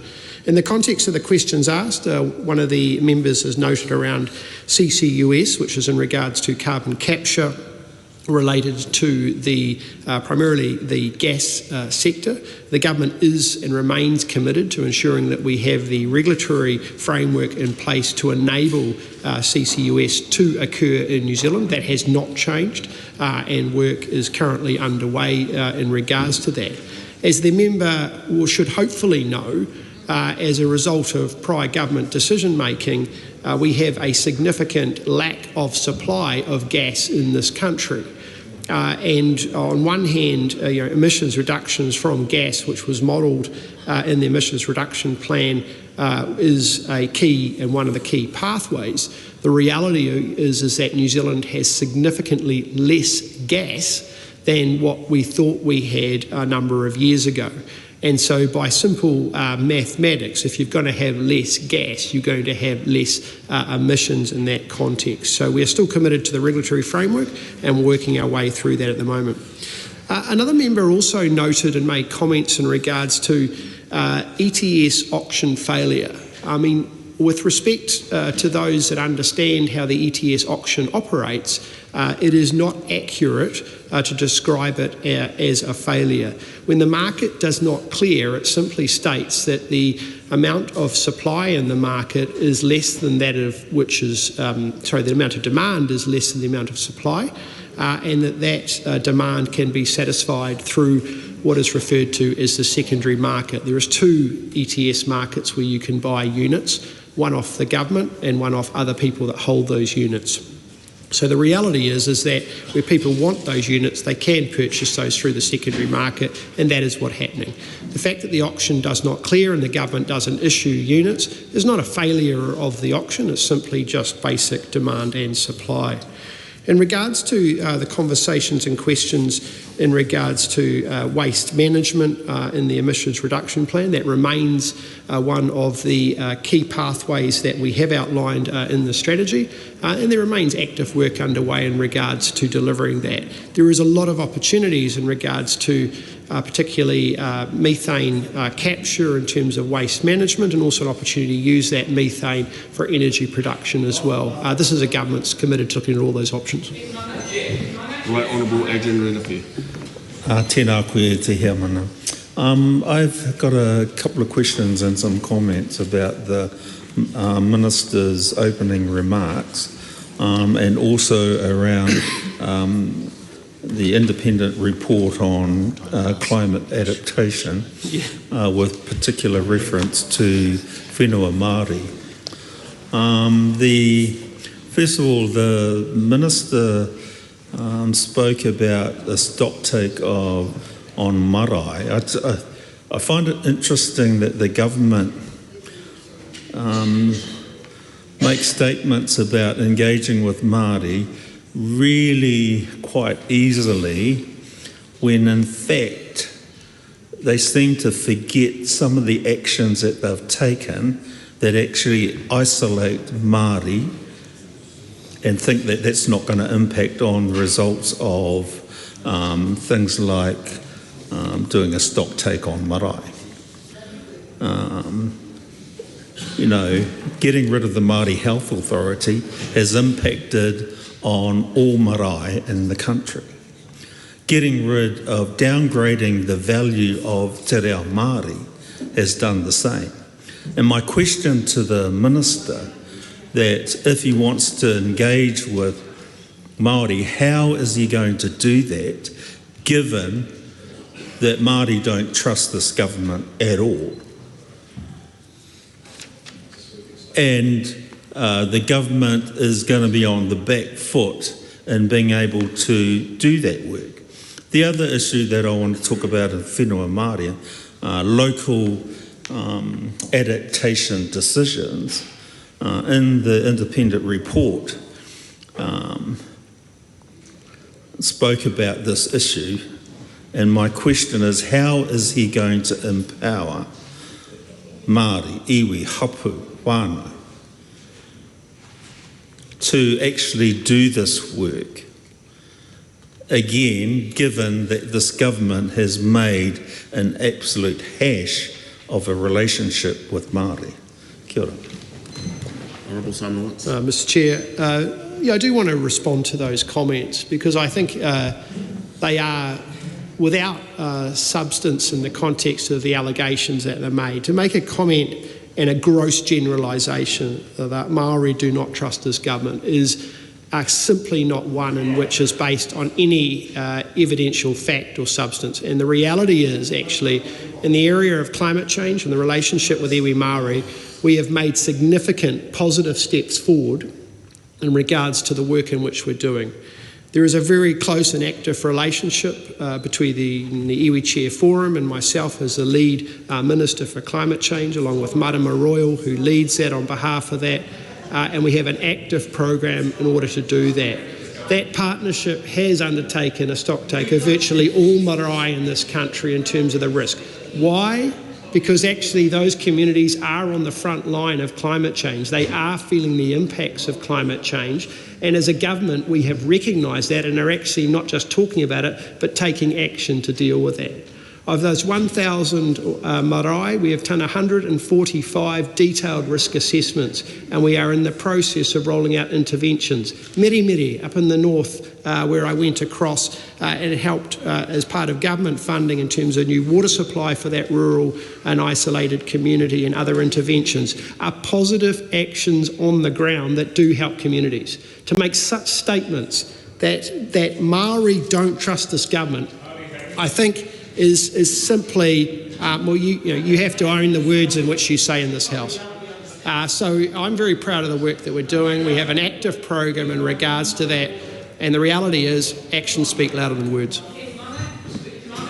Honourable Carmel Sepuloni. Mr Chair, I find it very interesting that the Minister has not answered the question put by my colleague, the Honourable Deborah Russell, with respect to committing to the Paris Agreement and affirming for this House and the general public that this government continues to be committed to the Paris Agreement. I want to know from the Minister what would be the international implications for us withdrawing our support for the Paris Agreement. I want to know from the Minister whether or not there would be any trade implications for us with respect to withdrawing our support for the Paris Agreement. I also want to know whether or not the Minister has provided advice to the Prime Minister, given that he is at the Pacific Leaders Forum now, or perhaps en route back, and whether or not that advice included anything with respect to climate change and the Paris Agreement. Has the Prime Minister gone there to reaffirm a commitment from Aotearoa, New Zealand to the Paris Agreement? Or has the Prime Minister gone there withdrawing support for the Paris Agreement? Now, this is incredibly important given that the number one challenge and issue cited by our Pacific regional neighbours is always climate change. So I'd like to know what advice that Minister has been providing to his Prime Minister. What messages is the Prime Minister giving on the international stage on the Paris Agreement? And again, I want to ask the same question that the Honourable Deborah Russell has asked on a number of occasions, whether or not that Minister and this government are committed to the Paris Agreement. Mr Chair, I want to be very clear and categorical that this government is committed to its climate change targets and New Zealand's climate change targets. That is both our domestic targets and our international targets. Our international targets are in the context of the Paris Agreement, and they are clearly, as I've noted, coalition commitments in regards to this government. The member asked, why is this important? Well, first and foremost, in the context of the multilateral system, the climate change agreement and the Paris Agreement is one of the few remaining multilateral agreements that is holding at this point. There is significant geopolitical tension and pressure out there, and New Zealand is committed in the context of that agreement. And I was in China last week. China remains strongly committed to that and will be coming out with their NDC targets in the next 2 months. Australia are strongly committed to that and will be coming out with their targets as well in the next 6 to 8 weeks. And so it is important for New Zealand to play its part. Yes, and particularly as the member has highlighted, the Pacific are the front lines of climate change impact in our region. And New Zealand does and should and continue to maintain a role to support our Pacific countries to ensure that they are able to have their voice heard at that international level, and that's why we're supportive of Australia's bid to host the climate change COP next year. Andy Foster. Yeah, look, I wanted to ask a few questions around adaptation and resilience. And the first thing in terms of how we respond to that is we don't build things in the wrong, or build the wrong things in the wrong places.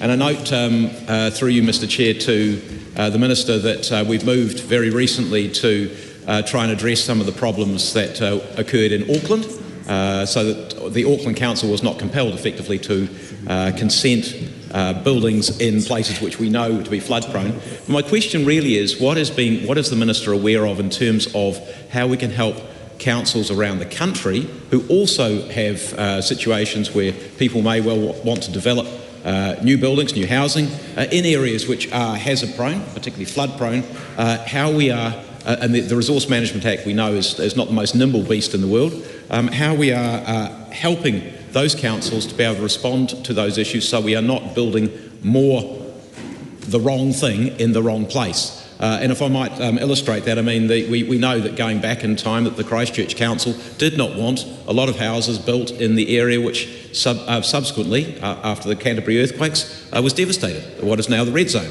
And the council tried to say no to that, they were overruled. So my question to you, through you, Mr. Chair, to the Minister, is what are we doing to assist those councils to be more nimble, to make sure that we're not building the wrong things in the wrong place? And on the flip side of that, I would also be very interested to know if the Minister is aware of councils which are maybe taking it too far. There's a council not far from here which has essentially said that the entire district is potentially prone to inundation from climate change, up to a distance of a good couple of kilometres from the coast. I'm talking about the Kapiti district. That has got its citizens very concerned. So it's about getting the right balance there. And I'm also aware of another situation where there are people who wish to deliberately flood areas by raising lake levels in the Canterbury region. So very interested through you, Mr. Chair, to the Minister in his observations around how we get the balance right.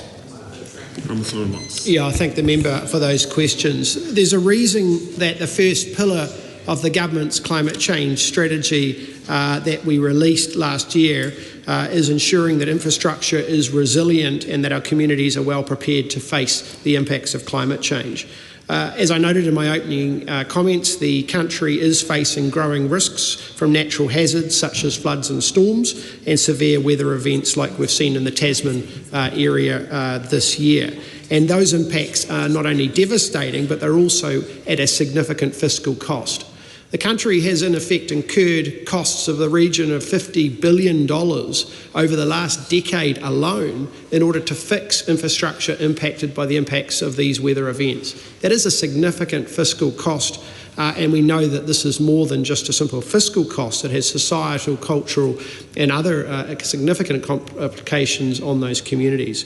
So the points you have noted around councils and the way in which we absolutely believe that they should be using evidence-based data to make those decisions. We know there's inconsistencies there and we want to work through that. And that's why that climate adaptation framework, the major part of that is making sure that the data that's being used is appropriate, evidence-based and is accurate and consistent. And therefore, we should ensure that we get that balance right around managing the risk. The other issue with adaptation is we're seeing insurance premiums increase across New Zealand. And we know that that's an implication on the cost of living pressures that Kiwi households face. And so making sure that we have appropriate information also deals in effect with one of the key drivers that cost of living is implicating in New Zealand households. And that is another area of focus. Kiwis. Thank you. I don't know if the Minister actually believes some of the things that he is saying right now. I mean, saying something does not make it true. Saying something does not make it real. You need to put substance and actions behind your words, Minister. So I asked the Minister before, particularly about the carbon capture technology, by which the government relies on for approximately a full third of its emissions reductions in the emissions reduction plan. And what he said after I asked him what the government was intending to do off the back of comments from the private sector, which the Minister has said he wants to partner with to make this happen. Well, the private sector has said that it's fully economically unfeasible to do this. The Minister's response, we'll just deal with the regulatory environment. No specification about what that actually means. He did not say that the government will be investing in making this a reality. And if we are to create the regulatory environment, well, the Minister must know that that means that the price of emissions must go so much higher. So my question for the Minister off the back of that is the Minister intending to, if we are to take his words at face value, create the regulatory environment, to use his own terms, to create far higher pricing for emissions? That is my first question for the Minister, which we need his response to. Then, in response to my questions about waste, by which it appears that the government is completely double counting the money that it has set aside, $30 million for waste minimisation and also for organics emissions reduction, that $30 million being the baseline required just for organics, which it is also simultaneously allocating to waste minimisation in general. Well, the Minister just said, it remains part of our strategy. Absolutely no detail, and completely ignoring the question and the reality and the facts and the evidence that he is double counting the money that is allocated here. Mr. Chair, make it make sense. But perhaps the most astounding of all of that, post the gaslighting, is that we have a Minister of Climate Change in this country recycling fossil fuel talking points. The Minister was talking about how apparently the reason that we have a gas shortage in this country is because of the offshore oil and gas ban, which came into effect in 2018. The Minister knows these facts. He knows that gas production peaked in this country 20 years ago. He must know that it started steadily declining year on year from 10 years ago. That is multiple years before the oil and gas ban came into effect.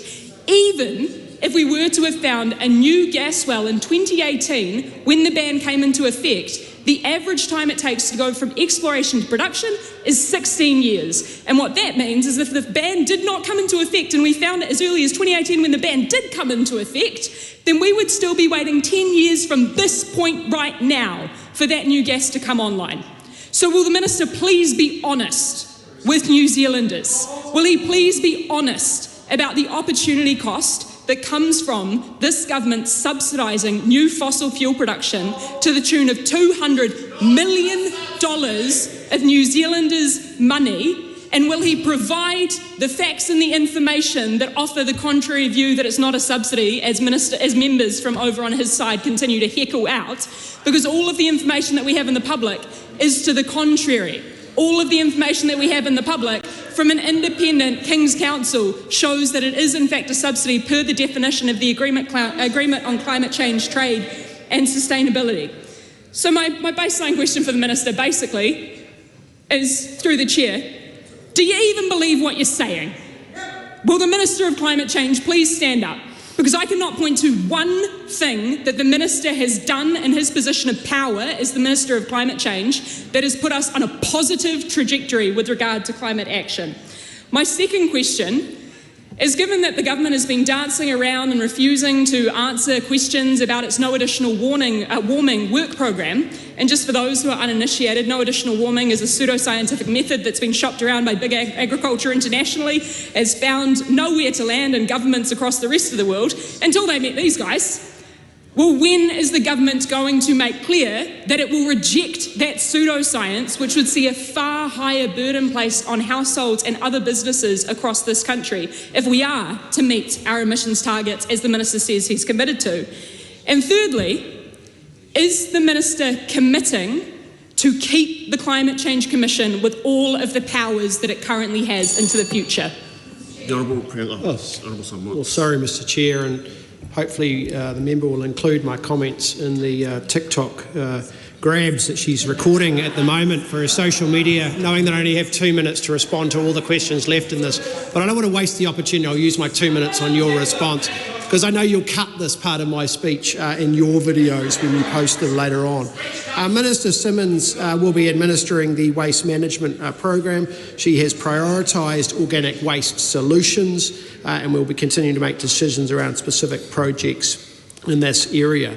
This government, and please put this on your TikTok, this government is 100% committed to the Climate Change Commission and the work in which this government have done around appointing Dame Patsy Reader of the leadership of that function conveys our important role that that entity plays and the independent advice that it provides to all governments, and that is an important part of the mix. In regards to the other questions in regards to landfill, we do and we are progressing a wide range of policies and tools to achieve the abatement objectives in the emissions reduction plan. Honourable Christian. Thank you, Mr. Chair. Mr. Chair, I have a couple of questions for the Minister with regard to the impact of climate change and the adaptation work he's mentioned, and how that relates to the protection and improvement of biodiversity particularly. And I have specific questions for the Minister, but I thought I'd start with just the fact that there are measurable impacts of climate change on the fishing industry. For example, two of the greatest threats to New Zealand's marine environment are warming sea temperatures and the acidification of oceans. That threatens what is a $2.2 billion industry for New Zealand, which is fishing, and I know this government has a goal to triple the revenue from this industry as well.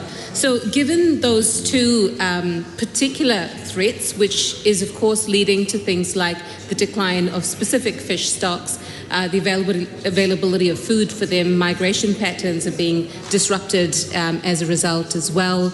There are flow-on effects around the changes to ocean circulation patterns, and we know that climate change has intensified the strength of storms, of rainfall, and all of that leads to sediment erosion and therefore the reduction of water quality as well. So given all of those, my question to the Minister is what within his adaptation plan deals with the protection and the improvement of ecosystems and biodiversity, in this case with a particular focus on the marine environment, but I do have another question around wetlands as well.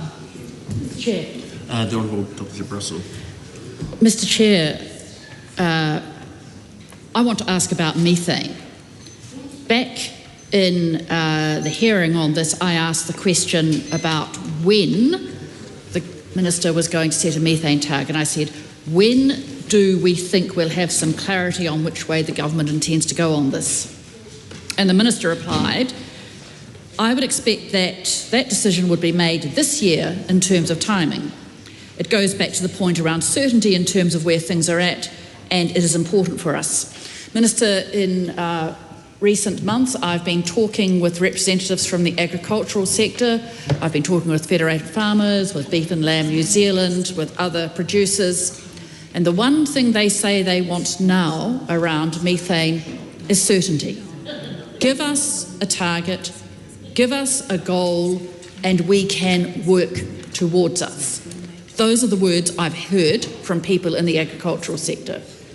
Targets can be tough, they said, but at least if we've got one, then we can work to it. And they've also asked for a target which provides some certainty over time. Some certainty that it will not change from government to government. They want a target that has broad agreement across this House. So I have a series of questions around the methane target. First of all, when will we have a decision on methane? A decision that the Minister said would be made this year. Sorry. Honourable Simon Watts. Madam Chair, the government remains committed to be making decisions in regards to the methane target setting this year. Cabinet has not made a decision on that at this point. However, while the member and I disagree on many things in this context, I would agree that the importance of having certainty in this conversation is an area that is an imperative, and we'll be doing everything we can to ensure we get that outcome. Honourable Dr. Deborah Russell. Madam Chair, earlier this week I was at the Environmental Defence Society and Climate and Business Conference, and there was a very telling and interesting comment made by Izzy Fenwick on a panel. Ms Fenwick was asked, what was the risk to New Zealand if we didn't meet our climate targets? And interestingly, she said, well, climatically, the risk doesn't really change. The fact is that no matter what, we are going to be affected by climate change, and what New Zealand can do itself will change the results of climate change very little. New Zealand's own efforts won't make much of a difference to the actual impacts of climate change. But, she said, and it was a very important but, the risks to New Zealand if we do not meet our climate goals, if we do not set realistic methane targets, if we do not get our emissions under control, if we do not meet the Paris Agreement, the risks to New Zealand are economic and political. Our trade partners will walk away from us. There's evidence presented from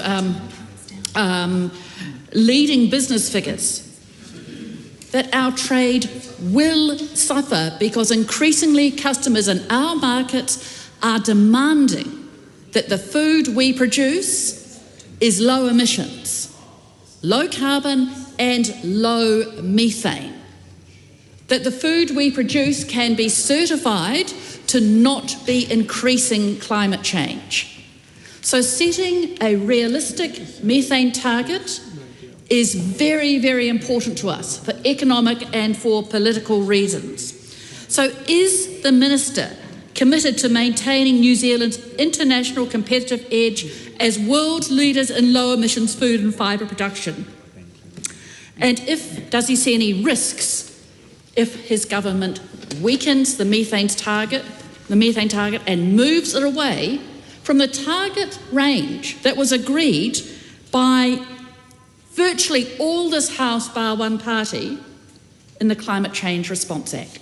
Is the Minister committed to that 24 to 47% methane reduction range in the Climate Change Response Act? Madam Chair. Honourable Priyanka Radhakrishnan. Thank you, Madam Chair. I will just reiterate the point or the question that I asked the Minister earlier with regard to the impact of climate change on biodiversity more broadly, but specifically on the impacts to our oceans and therefore our fish stock. I mentioned previously that seafood industry is a $2.2 billion revenue, bringing in $2.2 billion of revenue for New Zealand. One of the top fish species that we export is hoki. And that is also one of the most threatened fish species when it comes to climate change and the impact that it has on both warming and acidification of oceans. And I refer to a report that was commissioned by Fisheries New Zealand, which is about climate change. It's titled Climate Change and New Zealand's Seafood Sector, and it lays out quite clearly what the impacts of climate change are on our oceans and on our fish, and it specifically speaks about the impact to hoki and says that increasing ocean temperatures is likely to cause a decline in the population of this particular fish species, and also speaks to the shifts in oceanic winds and the impact that currents might have on food availability and therefore the sustainability of the population. And my question to the Minister was what in his climate adaptation plan has any regard to the improvement in the protection of biodiversity, given the impacts and the flow-on impacts it then has in terms of our economy because of its impact on the number and the type of fish that we are able to grow here in New Zealand. And also the flow-on effects there. I also want to ask the Minister a similar question, but to do with salmon species.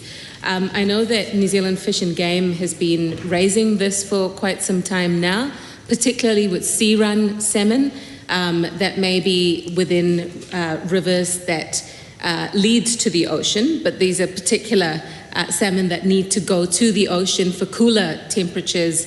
And then that's part of the migratory pattern, basically. But that's being disrupted because when the ocean's warm and these fish need to stay cool, that then means that there's an impact on them. The juvenile of the species struggle to grow, and what we're seeing now is both a reduction in salmon populations more broadly, but also the fact that the young salmon aren't growing to the extent or the size that they should be growing to, and that impacts our export of salmon as well. One might ask why, given it's an introduced species, we need to be worried about it. But very quickly, if the Minister and the Chair would indulge me, there's a lovely story around salmon in New Zealand. I'm happy to indulge you because the Minister has very little time left, so the more questions you can get in your speech, the quicker he can condense them and ask. Sure. So, the Minister can give me a very quick answer on the impacts of climate change on ocean temperatures and what he's doing about it. But one of the reasons that we need to protect salmon is back in the late 1800s and early 1900s, we actually received salmon eggs from a river in California because they had a dam put in place, their salmon couldn't survive. We got it here in New Zealand and in the Rakaia River, and there's been now a link established with the Native Americans from that part of California who are now wanting to take back salmon species from New Zealand to reintroduce to their habitats. And that's why we've got a number of reasons for protecting fish in New Zealand. It's not just the economic argument, but there's also the cultural aspect of specific fish species. But I'll leave it at that and hope the Minister that responds to that, and I'll come back with a question on wetlands. Yeah, Honourable Simon Watts. Madam Chair, without doubt there are significant impacts on aquaculture as a result of the impacts of climate change. In the Pacific particularly, you see the migration of fish species because of the warming temperatures moving from some countries to others, which has an implication in regards to food security. This is a real issue that is in play within our region. In regards to our strategy, we have biodiversity as one of our 5 key pillars. That includes blue carbon and other initiatives that we can do to look to maximise the opportunities of sequestration within the oceans. Steve Abel. Madam Chair, look, there's a quite broad question to be asked here, which is quite simple in context. It's where does the Minister see he is going to achieve gross cuts in greenhouse gas emissions? We know the government has a strategy of substantial offsetting to pine forestry. Many have asked already and canvassed what the strategy is around the methane. But when you simply look across our emissions profile as a country, you can start doing the maths on where we are going to achieve the direct cuts in emissions. Is it in the transport sector, Minister? Clearly, if you're expanding roads, if you've tanked the electric vehicle market, if you're doing nothing about our $10 billion oil deficit, then how are we going to achieve gross cuts in the transport sector? What is your strategy? Is it in the energy sector? Clearly, if you've intended to spend $200 million on subsidising gas, whatever you want to call it, and expanding coal mining in Rotuwaru, clearly there's not a clear pathway to those gross cuts in emissions from the energy sector. In the agricultural space, we've now got 15,000 more dairy cows on the Canterbury Plains. That does mean more methane emissions. It is axiomatic that if there are more methane-emitting ruminant animals, there will be more methane emissions. So clearly your plan is not to achieve gross cuts through farming and agriculture. Where is your plan, Minister? Give us the numbers. How will we achieve gross emissions cuts? Well, Madam Chair. The Honourable Simon Watts. 2 key areas: electrify New Zealand, which will double the amount of renewable energy in this country as a key area of focus. The second is co-investment with the private sector on solutions to reduce biogenic methane, such as animal genetics, which will reduce methane from cows by 10 to 20% and is already pretty much ready to roll out in the Waikato in the coming years. The Honourable Dr. Deborah Russell. Madam Chair, a last question on methane. And I want to put together two things. We asked the Minister repeatedly whether or not his government stood by the Paris Agreement, by its commitment to the Paris Agreement, despite the scepticism expressed by the Deputy Prime Minister and the leader of the ACT Party, they're the same person, and the scepticism expressed by the Foreign Minister, who is also the leader of the New Zealand First Party. And the Minister eventually made it quite clear that, yes, this government is committed to the Paris Agreement. That's a good thing.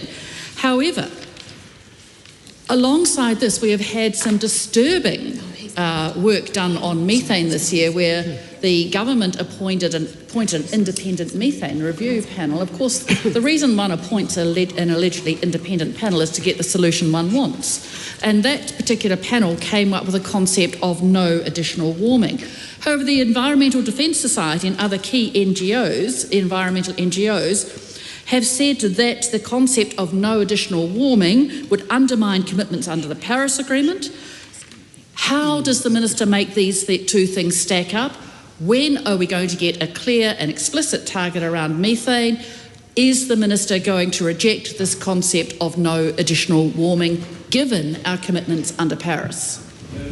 Before we go on, can I just alert the House to the fact that the government or National has no time left? Great. So the Minister is...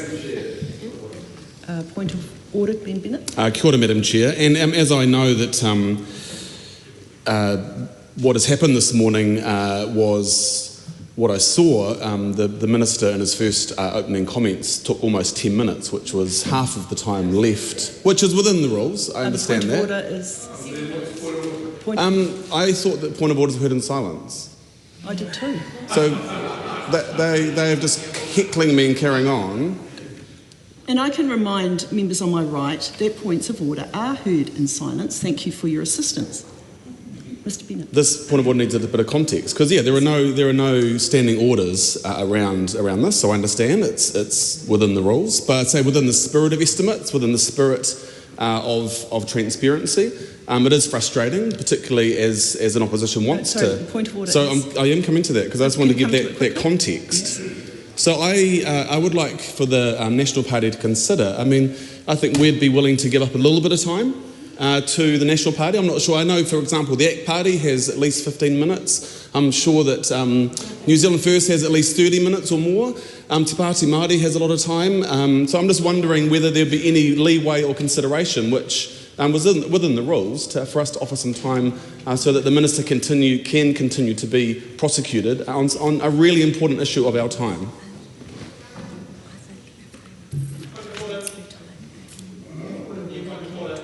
Just a moment, I'm taking advice on this first point of order.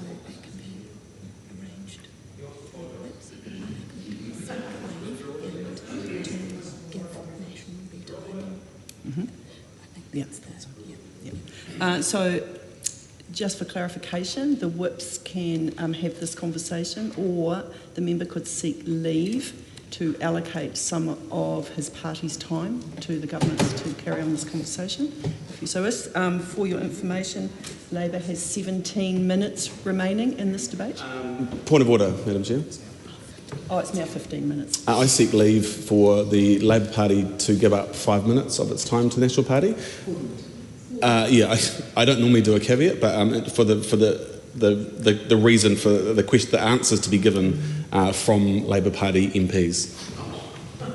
Sorry, I'm not sure I understand. That we're willing to give. We seek leave to give 5 minutes to the National Party, but we would assume it in kind that they're answering of our questions that haven't been answered yet. Leave is sought for that purpose. Is there any objection? There appears none. Madam Chair. Steve Abel. The Minister spoke about electrification. Yes, electrification is clearly a huge opportunity for us. However, we have decades of underinvestment in new renewable generation in this sector through a failure of the gen retailers to invest in new renewable generation. So without an intervention in the electricity market, which is currently paying $1 billion dividend while people shiver in their living rooms, how is the government going to achieve this supposed electrification? Because clearly the current market system is not enabling the building of new generation even though there are consents granted, even though there are plenty of places where we could be putting wind turbines? The Honourable Priyanka Christopher. Thank you, Madam Chair. I find it rather interesting that when the Minister stood up to respond to my questions, he talked about what can be done, but not what this government is doing to address the issue of climate change and its impact on biodiversity, on ecosystems, and specifically on the issues I've raised to do with our marine environment. So I would be really grateful if the Minister would tell us what is in his plan that will achieve the outcomes that I'm seeking through my questions, if in fact he thinks that there is something that this government is doing to protect our marine environments. The second point that I would like to raise along the same lines of our marine environments and the threats therein is the fact that there are extensive knowledge gaps. And I would like the Minister to outline what work is underway through his climate adaptation program or any other program to fill some of those knowledge gaps. So, for example, while we know that the two greatest threats are ocean warming and ocean acidification, we don't really know what specific impacts there are when it comes to heat waves and our marine fish stocks. So that's a knowledge gap that needs to be plugged. We know that when pH levels shift and therefore the ocean acidification is worsened, that there are some impacts on marine life, but again, we don't know the extent to that or the specificity around it. And so I would like to know what steps this government is taking, and the Minister particularly will be taking to plug those knowledge gaps, because without knowing what the details are, I would assume that it would be difficult for the government to address them effectively. The second point that I want to make, Madam Chair, is around wetland restoration. And I refer specifically to MFE's climate adaptation report that they have that they were commissioned and have published. It's an independent climate adaptation report that points to New Zealand's vulnerability in this space. It makes points around the fact that biodiversity is threatened as species habitats change or disappear, and it speaks to the need for greater integration of adaptation and mitigation efforts across government and to protect the environment. It makes a mention of wetland restoration specifically, Madam Chair. We know that there's been a historical decline. For example, by 2008, only 10% of New Zealand's original wetlands remained. 6% of the original swampland is all that we have left. Currently, only 0.9% of New Zealand's land area is wetlands. Now, there are a number of NGOs that are undertaking work to restore our wetlands, but there's a distinct link between climate change and our wetlands as well. For example, carbon emissions from wetlands that are drained is an issue.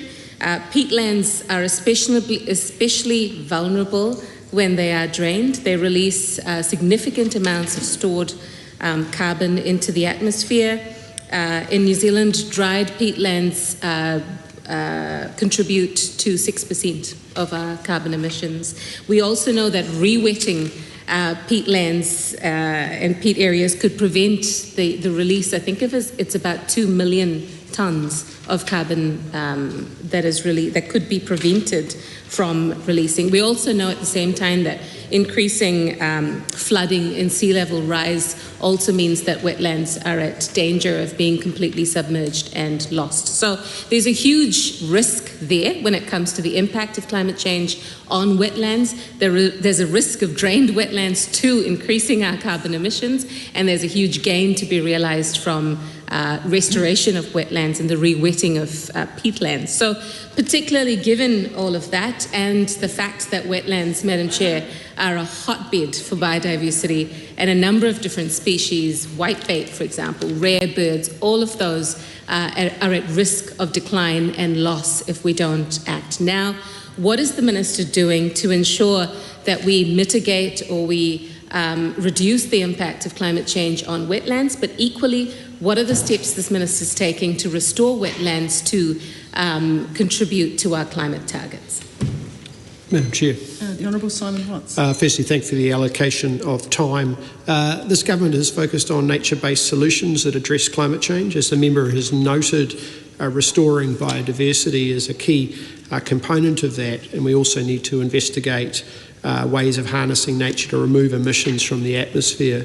As I noted in my opening comments, we are progressing work around a carbon removals framework, and this includes components of wetlands and other aspects, including the blue carbon components within forestry. Our intent is to have a framework that is scientifically robust, that removal activities, agnostic to what they are, have the mechanism in which they can be, if they are able to be measured and independently verified and validated from a scientific basis, then you should be able to look to get credit for that as part of the broader model. And so there is work underway. One specific example of government policy in this area is the work that we're doing around afforestation on Crown land, which obviously includes native afforestation on Crown land.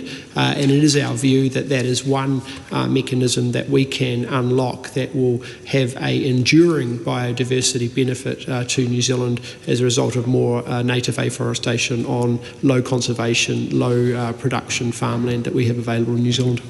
Chair. Honourable Dr Deborah Russell.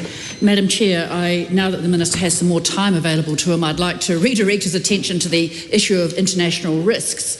And I'm going to quote some words from the hearing earlier this year, the Minister's own words. He said, the implications on international trade, New Zealand has a reputation, and we're one of the best reputations in the world, as a primary sector exporter of red meat, dairy products and other products. Why would we put that at risk? I would like to invite the Minister to address the political and economic risks to us of not setting a realistic methane target, a target that we can agree on across the House. And I invite the Minister to express what he thinks of the concept of no additional warming and whether that is going to affect the climate, the methane target that is being set by the government. Mr Chair. The Honourable Simon Watts. Within the coalition agreements that the National Party have with ACT, we have committed to undertaking the scientific review in regards to methane, which we have undertaken, and we will be considering that alongside the Climate Change Commission's advice in regards to the methane targets that will be considered later this year. In regards to our broader commitments and the statements that I made, I stand by those statements that I made in prior hearings in the context of the implications of how important New Zealand's primary sector export economy is to our economy, and ensuring that the products that we do export meet the requirements of customers overseas, which has a growing desire to ensure that they are sustainable in that context. So in that mix, we are of the view that this is critically important in terms of our broader trade agreements and arrangements, and hence why we remain committed to these targets. Madam Chair. Honourable Dr Deborah Russell. Madam Chair, I want to move to adaptation. And again, quoting the Minister from the hearing earlier this year, he said, we're now working as quickly as possible to introduce legislation to support an enduring national adaptation framework. This will help people make more informed decisions about how we adapt, provide greater certainty, support our economy and ensure that we grow investment. And he talked, in his speech earlier today, he talked of some of the range of activities that are being undertaken around adaptation, get better information about risks, better information about cross-sharing, some cross-party work on climate adaptation, some guidance for local government. However, we have still not seen the legislation around adaptation. Could the Minister please give an indication of when we might see the legislative framework for adaptation? Well, Madam Chair. Honourable Dr Deborah Russell. I am enjoying this so much. I do think this is very important around adaptation. The Minister referenced the Select Committee report on adaptation and said it was a way forward. To be honest, that Select Committee report pretty much just came up with exactly the same answers as the expert working group on adaptation. If we look at that Select Committee report, those are the solutions offered by the Select Committee. They are the very solutions offered by the expert working group on adaptation. The Minister then commissioned a separate independent review on adaptation. What I want to understand from the Minister is how he intends to reconcile the findings from that independent review on adaptation, which was quite a short report eventually, about 14 pages, with the findings of the Select Committee and, more importantly, with the findings of the expert working group on adaptation. It seems a shame to set up an independent group when there is already a perfectly good solution at hand with respect to work around adaptation. Madam Chair. Honourable Simon Watts. The government is progressing at pace in the context of designing the building blocks for a national adaptation framework. We remain committed to be able to say more about that later this year. And it remains our intent to continue to work with all political parties, acknowledging the importance of certainty in regards to that topic area. And as and when we're in a position to do so, we will continue to engage in that dialogue. Madam Chair. Honourable Dr. Deborah Russell. Madam Chair, the Minister has made quite a large play around the use of carbon capture technology. It underpins a large amount of the second emissions budget. And it is a key plank of the government's strategy around reducing carbon. However, earlier this year, Fletcher said that, in fact, the proposal for a carbon capture technology unit at Kapuni was no longer going to work. It couldn't work because it was too expensive. Has the government decided whether or not to put extra funding into that carbon capture technology that was supposed to take place at Kapuni?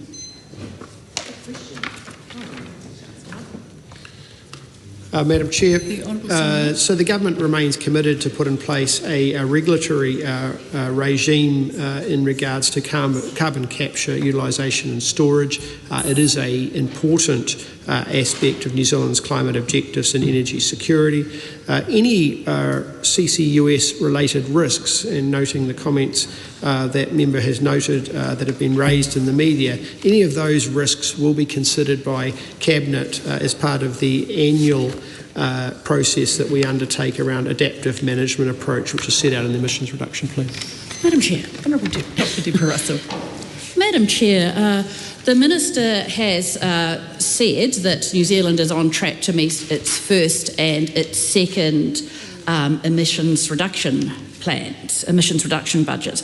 However, when we have that's not quite the case, actually. In fact, the Climate Commission has a monitoring report on emissions reduction. This monitoring report came out in July this year, after our hearings, of course, but nevertheless something that has been referred to extensively by the Minister in the course of this debate. What I want to understand, though, is how the Minister reconciles his claims that we are going to meet our emissions reduction plans, our emissions reductions budget, given that the Climate Commission in its monitoring report has said that the first emissions budget is likely to be met due to a combination of emissions reductions and changes to accounting method. The second emissions budget can be met, but there are some areas of significant risk. And those areas of significant risk are around relying on reductions from carbon capture and storage, which may not be realised. And at the third emissions budget, covering 2031 to 2035, requires further action urgently to be met. The Minister has said that we want to achieve our climate targets, that we are committed to Paris, but it does seem that our progress towards actually meeting those targets is at significant risk. Madam Chair, in the context of any target, there is the amount of emissions that the economy produces and projections and an update of those projections in regards to how much emissions the New Zealand economy is producing will be released later this year. That is an important consideration in the context of what the interrelationship is with the pathways for emissions reduction, and that will provide us with an updated position in terms of what the gap is across those targets. But we do remain on track in regards to both emissions budget 1 and emissions budget 2 at this point. Members, the Labour Party's time has expired. The government's time, or the minister's time, has 5 seconds. 50 seconds left. It looks like we've exhausted the debate. So I think the time for this debate is now expired, and the question is that the votes contained in the estimates of appropriation for 2025-26 stand part of the schedules. All those in favour, please say aye. To the contrary, no. The ayes have it. A party vote is called for, Madam Clerk. 49 votes in favour. 34 votes opposed. 15 votes opposed. New Zealand. 11 votes in favour. New Zealand first. Te Pāti Māori.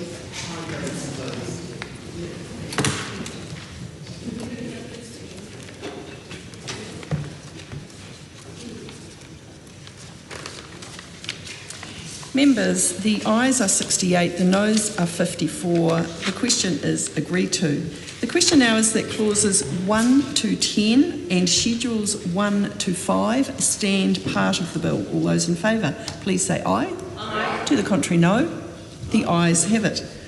I will report the appropriation 2025-26 estimates bill without amendment.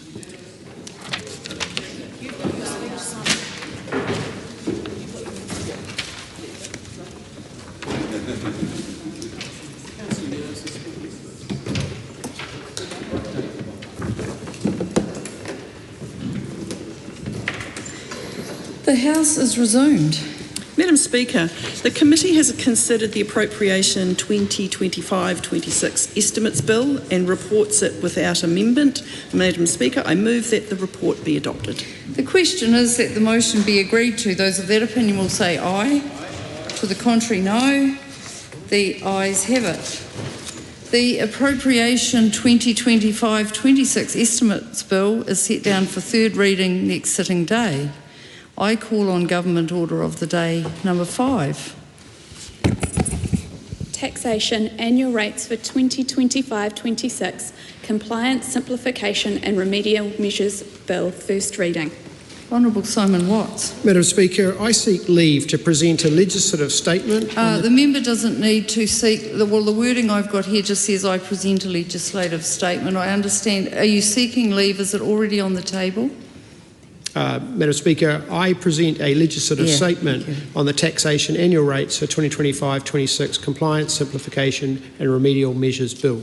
That legislative statement is published under the authority of the House and can be found on the Parliament website. Madam Speaker, I move that the taxation annual rates for 2025-26 Compliance, Simplification and Remedial Measures Bill be now read a first time. I nominate the Finance and Expenditure Committee to consider this bill. Madam Speaker, this bill is aimed at making New Zealand a better place. This government's top priority is growing the economy so that we can deliver more jobs, higher wages and lower costs for New Zealanders. This bill aims to promote growth by welcoming talent, investment in our shores and in supporting companies trying to attract and retain talent. The bill also aims to minimise and eliminate compliance costs as far as possible and helps to make the public service more efficient by making better use of existing resources and freeing up time and resources for more demanding work. I want to touch on some of the key measures in this bill, and I first want to mention is the one which brought to our attention by the private sector. Currently, new migrants are taxed on estimated overseas income, even if they don't actually receive that income. The new law will change that, and so that they are only taxed on money that they actually earn. This will make it fairer and more attractive for particularly skilled migrants to move here, and helps keep talented New Zealanders in New Zealand and not from leaving. To get more technical on this issue, there was a report by the NZIER examining why New Zealand struggled to retain entrepreneurial migrants. It found that illiquid equity investments held by migrants in foreign companies that are not controlled foreign companies are taxed under New Zealand's Foreign Investment Fund regime.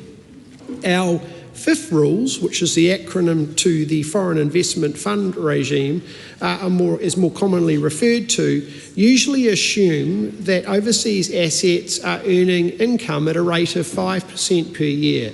It therefore taxes deemed rather than actual income from equity investments. The bill therefore introduces a new calculation method to determine a person's FIF income. The new method would tax eligible FIF investments on a realisation basis, that is, on dividends derived and 70% of gains or losses on disposal, rather than on a deemed annual basis. In addition, a migrant who remains taxable in another country faces potentially double taxation when they sell that investment. That's because investments held particularly in the US, for instance, are only taxed on dividends and when shares are realised. And a credit for our FIF tax may not be available against the US tax when that investment is sold. And so, Madam Speaker, to address this bill has a proposal that allows a person subject to the two tax systems to apply the revenue account method even to shares acquired after they become New Zealand tax resident. The bill also makes it easier for overseas visitors working remotely, sometimes known as digital nomads, to stay longer in New Zealand before being taxed, encouraging them to spend more in our economy while they are here. We are also proposing that non-resident visitors earning income through remote work that may be present in New Zealand for up to 9 months in a given 18-month period before incurring New Zealand tax obligations, including becoming New Zealand tax resident. This is provided that they are tax resident in another country and that they are in New Zealand lawfully for immigration purposes and do not undertake work for a New Zealand employer or client. In turn, I now turn to a group of proposals in the bill which aim to reduce or eliminate compliance costs on New Zealand taxpayers. Joint ventures are one way for business people to collaborate and invest in projects together for mutual benefit. Joint ventures sometimes individually account for supplies made or received in the course of that venture in their own GST returns. However, it has emerged that this approach is not correct under the current rules. To avoid imposing compliance costs, we're proposing to validate that existing operational practice to allow for joint ventures to account for supplies made or received in the course of the venture in their own GST returns. This is about easing compliance costs for those businesses. A growing number of New Zealanders also have solar panels on their homes, generating electricity back for them to use, but sometimes having the ability to export excess electricity back into the grid. It's new energy and it is a new income source which was not foreseen when the Income Tax Act in 2007 was passed. In many cases, the proceeds from the sale of excess electricity are likely to be taxable under the current legislation. We want to take a pragmatic approach to that. The compliance costs associated with these obligations are likely to be disproportionately higher compared to any tax revenue that is gained, also when you take into consideration the ability to claim deductions. And so we're proposing an income tax exemption for income earned from the sale of excess electricity from a residential property into the electricity grid. The bill also proposes changes benefiting family boost recipients, like increases to the rebate percentages and income thresholds that could be made by order in council. Changes that would decrease the payment amount or the eligible population would still need to be made through primary legislation. One of the government's priorities is getting tough on crime. IRD can currently disclose information about a person to the police on request, but that information can quickly become outdated. This bill would allow IRD to disclose updated information to police to maintain the accuracy of information held by the police for the purposes of the proceeds of crime regime. The information held by IRD can be useful to other agencies too in trying to deliver better, more efficient services. Information can be shared at present through an improved information sharing agreement. This is best practice, but it's also a long process and can hold up service delivery. The bill also proposes to repeal 2 information requirements that are no longer required. These are Section 17GB of the Tax Administration Act, which allows the Commissioner to collect information for the purpose relating to the development of policy and the additional disclosure requirements for trustees. These provisions are not necessary. The Commissioner already has broad powers to collect information, including from trustees, under the Tax Administration Act 1994. This bill, Madam Speaker, says that New Zealand is open for business. We're making it easier to do business, we're making it easier to attract investment, and we're also, importantly, Madam Speaker, creating the conditions for a stronger economy, one that delivers more opportunities, higher wages and a lower cost of living. Madam Speaker, it gives me great pleasure to commend this bill to the House. Honourable Dr Deborah Russell. Madam Speaker, the Labour Party supports many of the measures in this bill. The measures around employee share schemes, deferring taxation events is a good measure and a sensible one to support our startups. The measures around digital nomads are sensible. And they do look to enhance what is going on in New Zealand in terms of attracting people to come and live and work here. The measures around electricity refunds are sensible.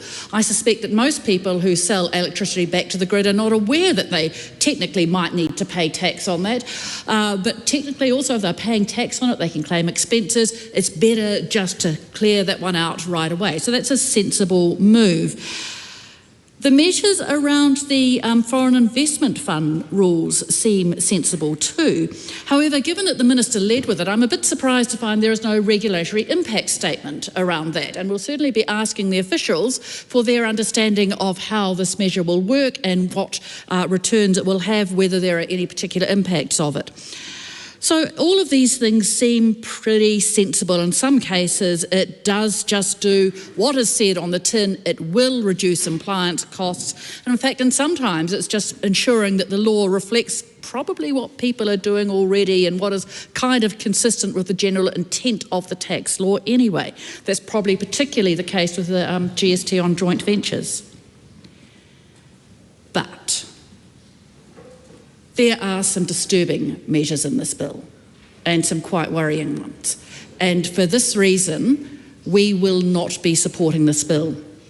I want to turn first to the repeal of section GB17. Now, GB17 enabled the Commissioner of Inland Revenue to collect information for the purpose of making better tax policy in order to make our tax system better. There's, of course, a lot of information that the Commissioner of Inland Revenue can collect already, but she or he needs to do it in order for the purposes of assessing tax. But there's another big role that the Inland Revenue Department has and that our officials have, and that is of forming good tax policy. And in order to write good and effective tax policy, we need good information. Section GB17 enabled the Commissioner to collect that information. And it's going. And Officials even said it's going against officials' recommendations. Officials recommended keeping GB17, but perhaps enhancing the protections around it to make sure that information collected was used only for tax policy purposes. Now, of course, that was the case already, but there were ways of putting belt and braces into the law to ensure that was the case. But no, GB17 is gone, even though officials wanted to keep it so they could make better tax policy. Information collected about trusts is going. Now, again, the Commissioner can obviously collect information to assess the tax on trusts. But the information that will no longer be collected is who is settling assets on trust, who is getting benefits from trust. In other words, we are reducing the amount of information that's available to us about sometimes quite opaque entities. And we now no longer will be able to know how income and how assets are flowing through trusts. Here's the thing, both those measures enabled us to track wealth in this country. And we know that both those measures were opposed by taxpayers whose affairs might otherwise be subject to more scrutiny. These two measures lead to more opacity in the ownership and distribution of assets and income in this country. People are hiding what they own and what they earn. And then on top of that, we now have this new information sharing rule. And the new information sharing rule will enable the Minister of Revenue to share information much more quickly in cases where people may have committed a crime. Or in other words, we've always had a system where we tried to keep the tax system away from issues of criminality because we just wanted people to pay their taxes. That is being removed. But what's really disturbing is the entities with whom IR and then Revenue can now share information. It includes the New Zealand Police, the Accident Compensation Corporation, Aotearoa, Homes and Communities, Health New Zealand, the New Zealand Transport Agency, the National Emergency Management Agency, the Office of the Privacy Commissioner, the Ministry for Ethnic Communities. What on earth is that doing in here? That is absolutely ridiculous. It's one rule for the rich and another rule for the poor. Mr. Chair, we oppose this bill. Mr. Speaker. Thank you, Mr. Speaker. This bill is a prime example of how the government is setting greater scrutiny and punishments for people doing it tough on some of the lowest incomes in this country, lining up at work and income to get things like food grants, who are often scrutinized in undignified ways on every purchase that they make, with MSD giving itself huge ability to collect information on people on the benefit, while at the same time bringing forward a bill that reduces the ability for our government agencies to make informed decisions on taxation to address really serious issues in this country on wealth inequality. We are the richest we have been in quite some time as a country, and yet we have growing homelessness. We have a greater disparity between the haves and the have-nots, and this government, instead of addressing those very same issues, is pushing forward a bill that will make it harder for governments to have the information that they need to address how, for example, the rich hide their wealth in things like trusts. This will make it harder for the government to make informed decisions on how we can tackle the reality that the wealthy few are accumulating an absurd amount of wealth at the expense of the rest of our communities. And I just heard that somebody said it's not true. I recommend that this member reads the legislation to be able to assert what it does. And I would caution the member of actually saying that what a member is saying is not true. He may be new, but he may want to read standing orders a bit. Anyway, so going back to the bill. This bill is deeply problematic because despite the technical bits around it, at the core of it, this is a bill that cements this government's position of growing wealth inequality. Perhaps that is a strategy of growth. And we also have concerns on other provisions of this bill on exempting digital nomads from potential tax obligations. This government should be quite careful on how they choose to treat people they deem digital nomads. The reality is that overseas we have seen that policies that benefit the so-called digital nomads, people who enter here often on visitor visas with no purpose of trying to settle in our country like many other migrant workers do, and to form part of our communities, those very same people, often on high incomes, end up contributing to gentrification and communities. We have seen unrest overseas because of government decisions that have completely loosened rules in relationship to digital nomads, and this government should be quite careful. They may be claiming that their money they spend is here, but often their incomes will go on paying things like Airbnbs that actually don't create the wealth that we need for everyday people.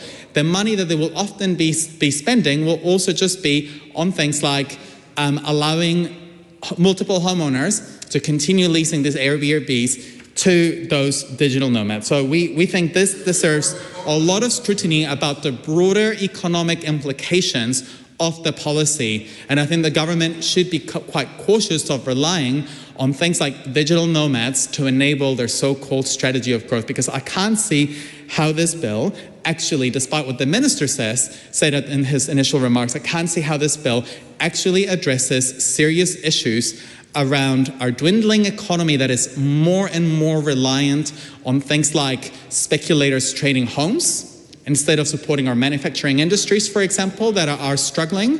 I can't see how this bill drives the cost of living down, but all it does is it will make it easier for the wealthy few to hide their wealth and to face less scrutiny over the current tax settings. And it really undermines the previous work that IRD and previous governments have done to ascertain where the wealthy few have their wealth, how the tax systems work, and to make informed partisan recommendations and information on these very same settings. So, Mr. Speaker, make no mistake, the Green Party cannot support this bill as it stands. We could be supporting some of the more technical components of this bill if they had come in a separate piece of legislation. But what this bill does is incredibly problematic, and it absolutely sends a message that the poor deserve a huge amount of scrutiny, whereas the rich can get a free pass. Speaker. Todd Stevenson. Well, Mr. Speaker, I think we're pretty clear where things are heading in this country. We've just heard from the Green Speaker, and to be fair, the Greens are at least honest. They want a wealth tax, they want a capital gains tax. What I think I heard, though, from Dr. Deborah Russell was she's sending the groundwork for Labor to announce their wealth tax and capital gains tax policy. Let me be clear, on this side of the House, we will be supporting this bill because we're actually about growth and boosting the New Zealand economy. We're actually about letting New Zealanders keep more of their own money and getting on with their lives and building productive businesses and actually just being able to get on and, contribute to society. So we obviously will be supporting this bill. It's a good bill. And I also will have the pleasure of being on the Finance and Expenditure Committee, where we will go through this in great detail. Look, it was good to hear that the Labor member said there is a number of measures. I think that we will get obviously a lot of support in the Select Committee to work through, so that's good. I did want to call out a couple of things that I thought were good. I think obviously we have a totally different position from the Greens on digital nomads. We actually want to encourage people to be coming to New Zealand and spending and investing their money, so it'd be good to look at those changes. And the residential solar, and I was really pleased when the Minister announced that. Obviously, Rewiring Aotearoa has been putting forward a number of policies to increase solar uptake, and they were very pleased to see this. So again, I look forward to discussions on all the measures in this bill, which actually will affect some 11 acts of Parliament, and I commend it to the House.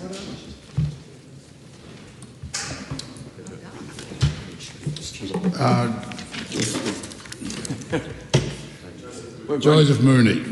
Thank you very much, Mr. Speaker. Look, to take a short call on this bill, and just to support a very sensible bill. Sorry. My apologies. I'll hand over. Carry on. To take a short call, Mr. Speaker, just to support this bill, which is a very sensible one to rebalance some of the settings in the taxation system, Mr. Speaker. And I just, some of the comments that were made earlier about digital nomads, I mean, this is a sensible contribution. People who add a lot to overseas economies already with the digital nomads. And if they want to come and spend some time in New Zealand and contribute to our economy, it's something we should support, Mr. Speaker. We want these young, connected people who are engaged in the digital economy, which is growing rapidly around the world. And this is a very sensible addition. We don't believe that just adding more taxation is going to be the solution. We need to grow our economy. So with that, Mr. Speaker, I commend this bill to the House. Mr. Speaker. Dr. David Wilson. I rise on behalf of New Zealand First to support this scintillating taxation annual rates for 2025-26 compliance, simplification and remedial measures bill. It is a comprehensive bill that reflects the evolving needs of our tax system and the people it serves. Essentially, this bill is about streamlining the machinery of government, removing outdated rules, simplifying compliance and being fair to taxpayers. It's about making the system work better for everyday New Zealanders, small business, migrants and families. New Zealand First has always stood for pragmatic, common sense reform in the national interest, and we do also commend the bill addressing solar on rooftops. The bill proposes to introduce an income tax exemption, which is seldom heard from the other side of the House, because we do know that they do quite like tax in any way that they can possibly inform it and in any way they can support it, so they have more room to spend on the policies that they like. I do know also that Mātua Shane Jones and New Zealand First look forward to the energy sector encouraging uptake through fair prices. I note with some sense of anticipation to the debate around GB17 and the member that brought up opacity in the tax situation. We would also say that privacy is an important issue for many of our supporters as well. Mr. Speaker, we look forward to the debate, and for the member's benefit who said that I told him that he was wrong, I did not refer to him in particular. I said the statement was incorrect. Thank you, Mr. Speaker. Tēnā rā koe te pika. Hana Te Maipi Clark. Tēnā rā koe te pika o tira, tēnā rā tātou. I te whare e tuana hau ki te waha i ngā kōrero mo te Pāti Māori i te rangi nei. I pāna ki tēnei o ngā pire. Me te mea anō e kore mātou e whakai ki tēnei pire. He oe anō ko tā mātou mahi he tūwhera i ngā take ki te wāhi e kore ai mātou e whakai ki tēnei o ngā pire. This bill sets the annual rates of income tax for 2025 to 2026, along with the list of other tax changes, which raises a number of questions by Te Pāti Māori. We believe in Aotearoa hau, where all people can thrive, where our home is more than just a playground. We want to transform the tax system in Aotearoa so that for the 99% instead of the 1%. We want to remove income tax from earners making less than $30,000 per year. We want to start taxing wealth instead of incomes. We want to ease the cost of living crisis by removing GST from kai. This bill reaffirms the status quo where the hard-working people of Aotearoa subsidise the lavish lifestyles of the rich. This bill also repeals Section 17GB of the Tax Administration Act 1994, which allows the Commissioner to collect information for the purpose relating to the development of policy for the improvement of reform to the tax system. Engari e te pika, there are some elements within the bill which Te Pāti Māori sees as a positive step. This bill introduces an income tax exemption for income derived by an individual from the sales of excess electricity from a residential property to the network. Under the exemption, individuals would not need to pay tax on. Gives Parliament power to increase family boost payments by order in council. While there are some sensible amendments contained within the bill, we need tax justice in Aotearoa, not fringe changes on balance. Nō reira, Te Pika Te Pāti Māori opposes this bill because the tax system we see in Aotearoa today is a continuation by continuing of tax workers and refusing the tax wealth of land holdings of the people. Nō reira, e kore mātou whakaiki tēnei o ngā pere, tēnā rā tātou. Mr Speaker. The Honourable Ginny Anderson. Thank you, Mr Speaker.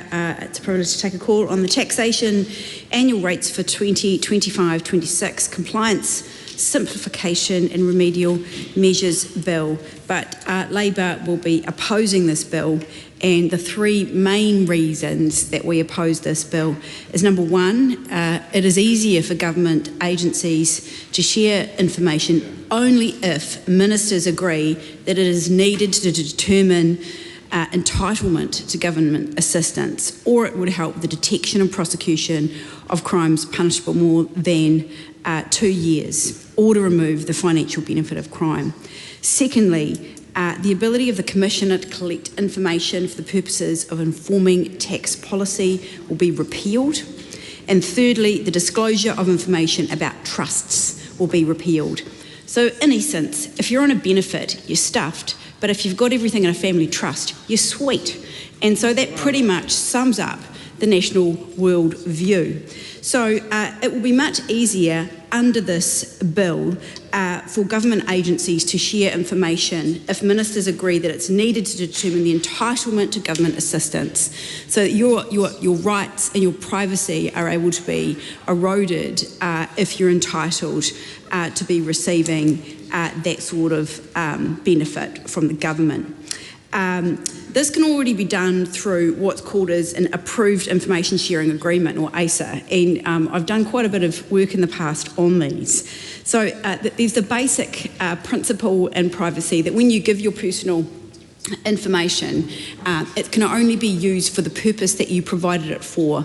And so what happens in situations such as these is that if someone's provided health information, it typically can't be used by New Zealand Police, or if someone's given information about their housing, it can't be used by another agency without the explicit stipulation that it can be used for that reason.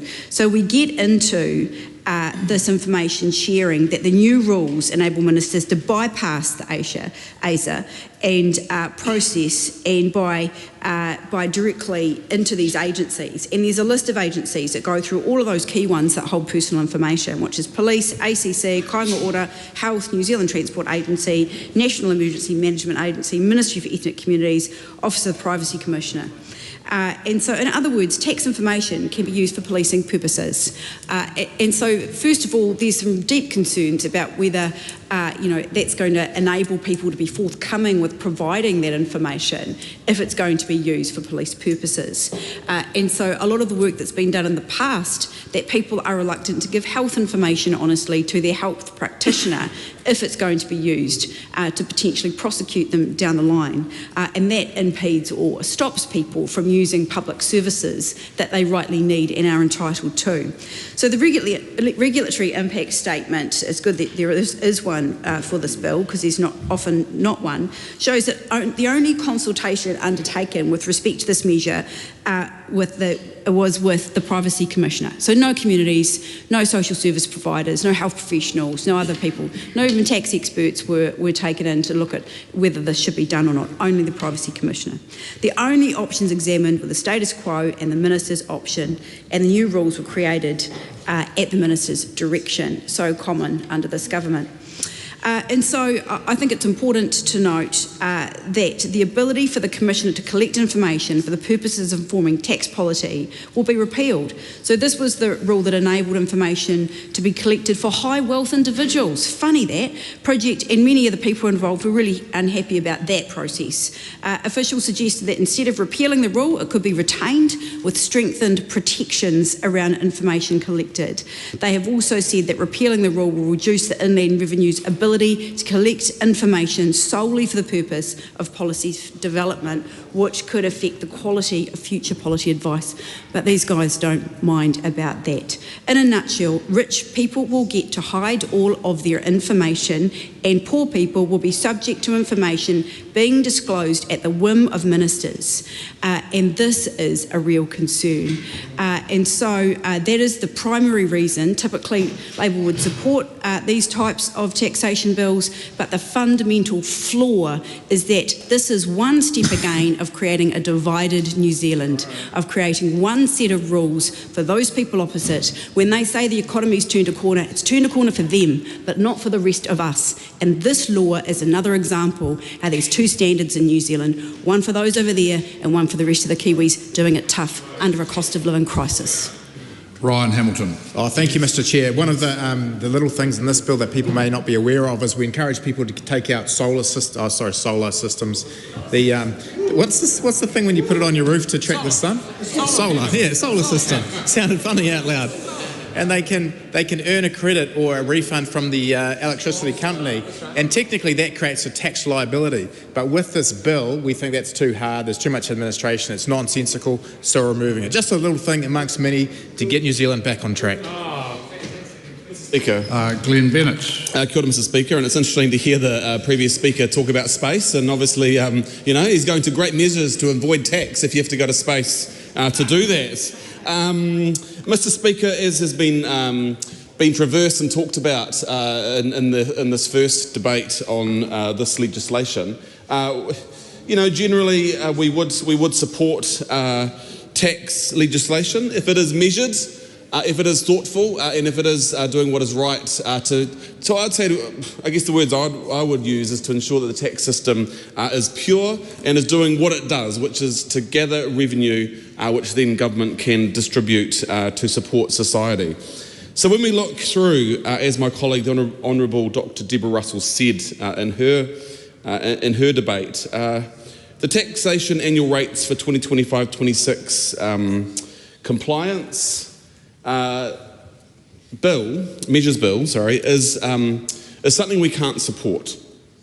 And it's something we can't support because it feels like it is an overreach. And when tax legislation comes through this House, we have good people in the Labor Party who know about tax. We have tax lawyers, we have tax lecturers, we have people who actually understand this. And so to listen and to unpack it with them, to understand what it means, what the potential this bill has to do, is something that we need to then stop and pause and consider. And the tax system and the IRD needs to be a separate organisation that does its one job, to gather tax, to gather revenue. And so when we suddenly start to have this overreach of ministers being able to step in, when we look at things like Kāinga Order, we look at things like ACC, we look at things like the New Zealand Police or the New Zealand Transport Agency having the potential of ministers to allow access, I think it is cause for concern. Because we want people to do what is right. We want people to pay tax, absolutely.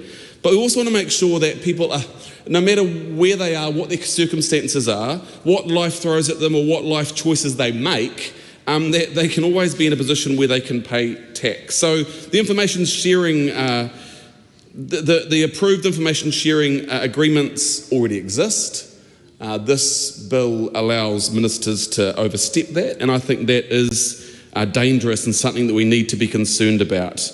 We need to make sure that if you are living in a Kāinga Order house, if you do have potentially fines through the Ministry of Transport, the Transport Agency, if you are in arrears, for example, that's fair enough, but that should be something that's dealt with with kāinga order. That should be something in terms of you have outstanding fines that are standing there with the Transport Agency has dealt in that space. The tax system should do what it was designed to do, and that is to gather revenue, and that's it. And Deborah Russell also spoke, and I was thoughtful as she was speaking around trusts. And around who benefits from trusts and the importance of transparency and how this piece of legislation can undermine that. So we need to be very careful, we need to be very, very thoughtful, and so as this piece of legislation leaves this House, heads to Select Committee for debate and discussion, we hope that the government MPs, we hope that members of the public can engage and can really prosecute and unpack what actually is being done in this legislation. One thing I do want to comment on, which is good, is around those who have solar panels, for example, or wind or other forms of energy that they create, that they feed back into the national grid. Now, of course, we agree with that. Of course, we agree that we want to incentivise people. We want to incentivise people to be able to have renewable energy within their own homes and to be able to then put that back into the system, to get a little bit of money for it, and the fact that is something that will not have to be paid through the income tax, and that is a sensible move. And we just came from the debate on the estimates debate on climate change and the importance and the challenges we're facing. So we need to remove every single barrier we can to make sure that people have options and have the ability to ensure that they can heat their home, they can run their home with solar, for example, and then any excess can be then sent back into the national grid without the need to file a tax return or do information on that. So that's fair enough. So we can't support this bill. There are some good bits in it, but there are some really bad bits in it, and we look forward to Select Committee taking it forward. Mr Speaker. Cameron Brewer. Mr Speaker, I just wanted to focus on one aspect of this omnibus taxation bill, and that is the fact that it's going to encourage digital nomads. It's going to make New Zealand a more attractive place for what they call a workcation. And that's important given the global workforce is more digitalised and more mobile. And so this bill will enable a non-resident individual to visit and work in New Zealand for up to 275 days in any 18-month period without becoming subject to New Zealand income tax. It will help this government drive tourism, drive the value of tourism, and so I commend the bill. The question is that the motion be agreed to. Those of that opinion will say aye. Aye. To the contrary, no. The ayes have it. Party vote is called for. Please conduct a party vote. New Zealand National. 49 votes in favour. New Zealand Labour. 34 votes opposed. Green Party of Aotearoa, New Zealand. 15 votes opposed. ACT New Zealand. 11 in favour. New Zealand First. Oh, I beat you. Te Pāti Māori. We got 16. No take-backs, no take-backs. Sorry, did the clerk get that? No, sorry, could we just...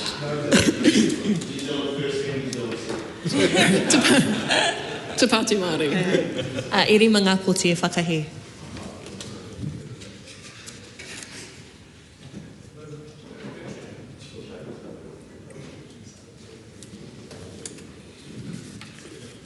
The ayes are 68, the noes are 54. The question is agreed. Taxation Annual Rates for 2025-26 Compliance, Simplification and Remedial Matters Bill, first reading. The question is that Taxation Annual Rates for 2025-26 Compliance, Simplification and Remedial Measures Bill be considered by the Finance and Expenditure Committee. Those in favour will say aye. To the contrary, no. The ayes have it. Call on Government Order of the Day number 6. Defence Workforce Amendment Bill, first reading. Mr Speaker. The Honourable Scott Simpson. Mr Speaker, I present a legislative statement on the Defence Workforce Amendment Bill. That legislative statement is published under the authority of the House and can be found on the Parliament website. The Honourable Scott Simpson. Thank you, Mr Speaker. I move that the Defence Workforce Amendment Bill be now read a first time. I nominate the Foreign Affairs, Defence and Trade Committee to consider the bill, and I intend to move that the bill be reported to the House by 4 months and 1 day after the bill receives its first reading. Mr. Speaker, this bill amends the Defence Act of 1990, and it improves when and how the Chief of Defence Force can backfill civilian roles if industrial action within the New Zealand Defence Forces puts at risk national security or the delivery of core defence outputs. Mr. Speaker, in an increasingly volatile world, we need a defence force that is deployable, combat capable and interoperable with our international partners, ready and equipped to do whatever is asked of it. We also need common sense legislation which will enable the women and men who make up the New Zealand Defence Force to do their job and to do it well. The New Zealand Defence Force comprises hard-working and highly skilled military personnel and civilian staff. Each plays an important role in maintaining New Zealand's defence and national security. This is why when civilian staff take industrial action, there can be very rapid and serious impacts on the readiness and outputs of the New Zealand Defence Force. Current legislative settings restrict when and how the Chief of Defence Force can backfill civilian roles, and this can put national security and the delivery of those core defence outputs at risk. For example, when civilian staff take industrial action, this could mean there's no one available to guard munitions and weapon stores on military camps and bases. Other risks could include military personnel missing out on critical training or aircraft going without the maintenance that is required before deployment. That's why this bill is so important. It seeks to remove these risks if or when industrial action occurs within the Defence Force. Mr. Speaker, when civilian staff took industrial action last year, the Chief of Defence Force had to seek ministerial authorisation to redeploy military personnel to perform the duties of civilian staff taking industrial action. 14 days later, the Minister of Defence had to return to Parliament to seek a resolution to continue to redeploy military personnel to perform civilian tasks as industrial action was still ongoing. Now, this event showed us just how vulnerable the management of the Defence Force could be when industrial action takes place. The process also highlighted 3 issues. The first, that the ability of military personnel to perform core civilian duties is constrained if a direct threat to safety and health is absent. For example, some civilian staff are responsible for arranging logistics to support important New Zealand Defence Force training activities. If these staff went on strike, it may not be possible to authorise military personnel to conduct this work because health and safety thresholds would not be met. But a delay or cancellation to training could in fact result in personnel being less prepared for military operations and put deployment timing and commitments at risk. And this suggests that the criteria to enable an authorisation is too limited. The second issue relates to military personnel are only being authorised to conduct the work of civilian staff taking industrial action for a maximum of 14 days. Should the Minister wish to extend this authorisation, they must seek a resolution from this House. This process is onerous when we consider that other employers can simply ask their own staff to cover the work of those taking industrial action without an authorisation or a resolution from Parliament. The third matter relates to the process to seek a resolution from the House can result in sensitive information being shared. In Parliament, this could prejudice national security and put members of the New Zealand Defence Force at risk. These challenges, Mr. Speaker, show that the Chief of Defence Force needs greater flexibility to manage the workforce when industrial action occurs within NZDF. To mitigate the risks presented by the existing process, I, on behalf of the Minister of Defence, propose to introduce a new process to authorise the armed forces to conduct the work of New Zealand Defence Force civilian staff who are taking industrial action. This would only apply when there are reasonable grounds to believe that an authorisation is needed to avoid prejudicing national security or the ability and or readiness of the armed forces to perform specific operational duties and that are integral to the core defence outputs. The second part of these criteria may sound broad, but it is worded intentionally so that multiple tests must be met before the criteria can apply. For example, the, quote, readiness to be, quote, prejudiced, for example, for readiness to be prejudiced, it must be shown that industrial action has an impact on personnel being ready and equipped for deployment or other operational activities. To fit the meaning of specific operational activities, the activity must be consistent with the Defence Act of 1990 or authorised by government or by mechanisms such as the Defence Output Plan. The bill also makes procedural changes to ensure that authorisations can be efficient and effective. Rather than an authorisation lasting for 14 days, the Minister of Defence will be able to say how long an authorisation will last. And this would remove the requirement to have a parliamentary debate about whether the New Zealand Defence Force can deploy people within their own organisation for longer than 14 days. It's important to note, Mr. Speaker, that the intent of these changes is not to prevent industrial action in the Defence Force. These changes are intended to ensure that the industrial action has limited impact on the Defence Force and the defence and security of New Zealand. Changes will, of course, continue to preserve the right of civilian staff to take industrial action. The authorisation of military personnel to cover civilian tasks when industrial action occurs is not taken lightly, but when required, it should be practical in its application. This is why the bill also increases the number of days the Minister of Defence may authorise the armed forces to conduct the work of public service employees outside of the New Zealand Defence Force, from 14 to 30 days. The bill enables the Chief of Defence Force to better manage their workforce. It ensures that the security of New Zealand and the safety of New Zealanders endures while civilian staff exercise their rights. Mr. Speaker, we face the most challenging strategic circumstances in New Zealand's modern history, and certainly the worst that anyone today working in politics or foreign affairs can remember. That's why the practical changes contained in this amendment must be made. Mr. Speaker, the selfless and committed women and men of the New Zealand Defence Force deserve to have legislation that enables their readiness to deploy to and on behalf of New Zealand. And it's critical we ensure that we can always protect New Zealand, New Zealanders and our way of life. Mr. Speaker, I commend this bill to the House. Mr. Speaker. The question is that the motion be agreed to. The Honourable Peeni Henare.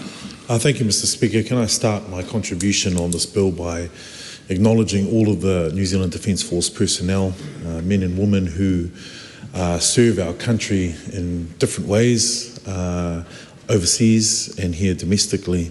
They do a fantastic job representing New Zealand, and I want to acknowledge them from the outset. I want to put on the record for the government at this point in time that Labour won't be supporting this bill. But I want to point out why, and I want to also look towards how we might be able to make sure that this bill can have broader consensus across the House, because we do think there are some smart things in here around process and the way that we might be able to look towards supporting the decision making when these decisions are made to deploy NZDF uniformed personnel into civilian roles. And I want to start by saying this, Mr. Speaker.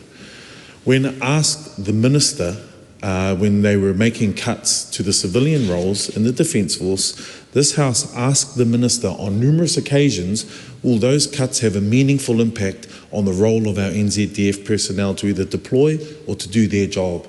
The Minister told this House, no, it wouldn't. No, it wouldn't. And yet here we are saying that there are challenges here because there is industrial action being taken, and now all of a sudden the government's trying to backfill those spaces to make sure that they can continue the very basics of their functions. The very basics of their functions, Mr. Speaker. And we're the Labour Party. We stood up for those who work in the civilian roles, important civilian roles acknowledged by the Chief of Defence Force, important civilian roles that allow the NZDF personnel to do their job to their very best. The government decided at the time to make significant cuts. Now, when we look across industrial action, we can't simply look at NZDF in isolation. We can't look at NZDF in isolation. There is industrial action being taken against this government in so many sectors, it's not funny.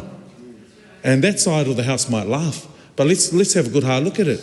Teachers, nurses, doctors, civilian roles in the NZDF, the list goes on. And we want to be very clear that when we make sure we decide to deploy the NZDF into these spaces, there are strong checks and balances.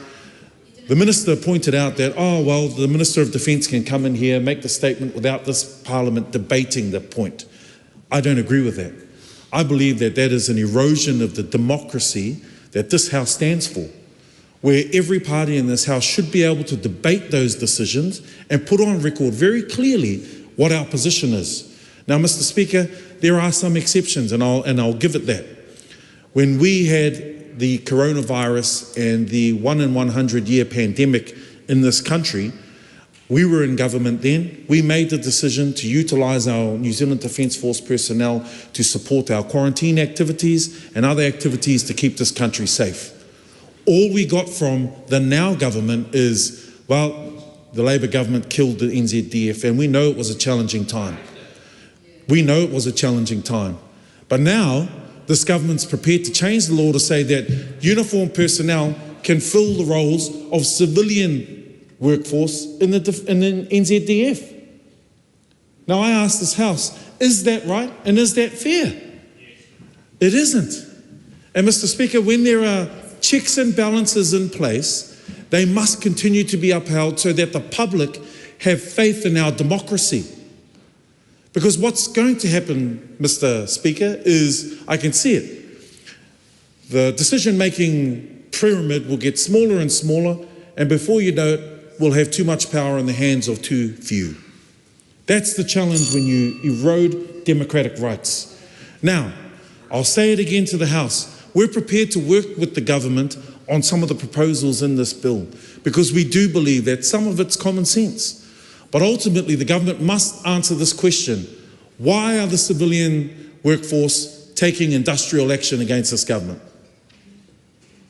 Silence from the other side. We know that the decisions made by this government to make cuts across the public sector, which include the civilian workforce in the New Zealand Defence Force, we knew when they made those decisions it would have an impact. And that government stood every day in this House and said, no, it won't. Health services won't be impacted. What's happened? Longer wait times. No, it won't. The roles of the NZDF will be fine and they'll be able to undertake their roles safely. And now we're being told, oh, hold on, we might have to change the law so we can deploy to backfill those roles. Let's work together to see if we can get broader consensus. Mr. Speaker. Tiana Tuiono. Kia ora, Mr. Speaker. And let me also echo the comments by the Honourable Penny Henare to acknowledge our defence personnel. Probably not the only Maori in this whare that has always had relations in all the various different armed forces, both before and also currently now. So when you think of them as whānau and think of them as workers, you always want the best for them. And also noting that many of them often move over to these civilian roles as well. And so when I look at this legislation, I see a pattern of behaviour from this government. I see a pattern of behaviour which is trampling on the rights of workers. I see this, and it was articulated by the PSA actually, where they said this is like strike-breaking legislation. There's a strike happening. The government doesn't like it, so they bring somebody in. Imagine how awkward it is going to be in the smoko room on those days. Because I can guarantee you that many of these workers, whether they're uniformed or not, will have those relationships as well. So I do support what the PSA is saying, and it is a pattern of behaviour. We are seeing that right across the country. We are seeing teachers on strike, we are seeing nurses on strike, hospitality workers on strike, because this government is trampling on the rights of workers, and I see this as just another step in that direction. And I say that because if you go through the regulatory impact statement, there was a suggestion that actually they should sit down with the workers. They sit down with the workers, sit down with the unions, those that undertook the strike before, and actually have a conversation about how to best deal with the situation. Because when I talk to workers, they are always well aware of the health and safety implications of strike action.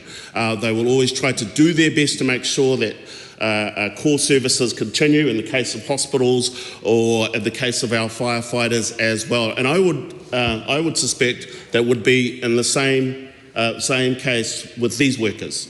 But it requires a government to engage. It requires a government to have good faith practices. It requires a government to actually understand that they need to work with workers, understand that what workers want is dignity, first of all, but also decent jobs. And so the regulatory impact statement does make interesting reading. Previously, the legislation was, well, unless it's a work and health and safety kind of issue, that's when all this stuff kicks in. However, there was a difference of opinion that I could see in the regulatory impact statement, which shows that the Ministry of Defence did not recommend including the delivery of core outputs.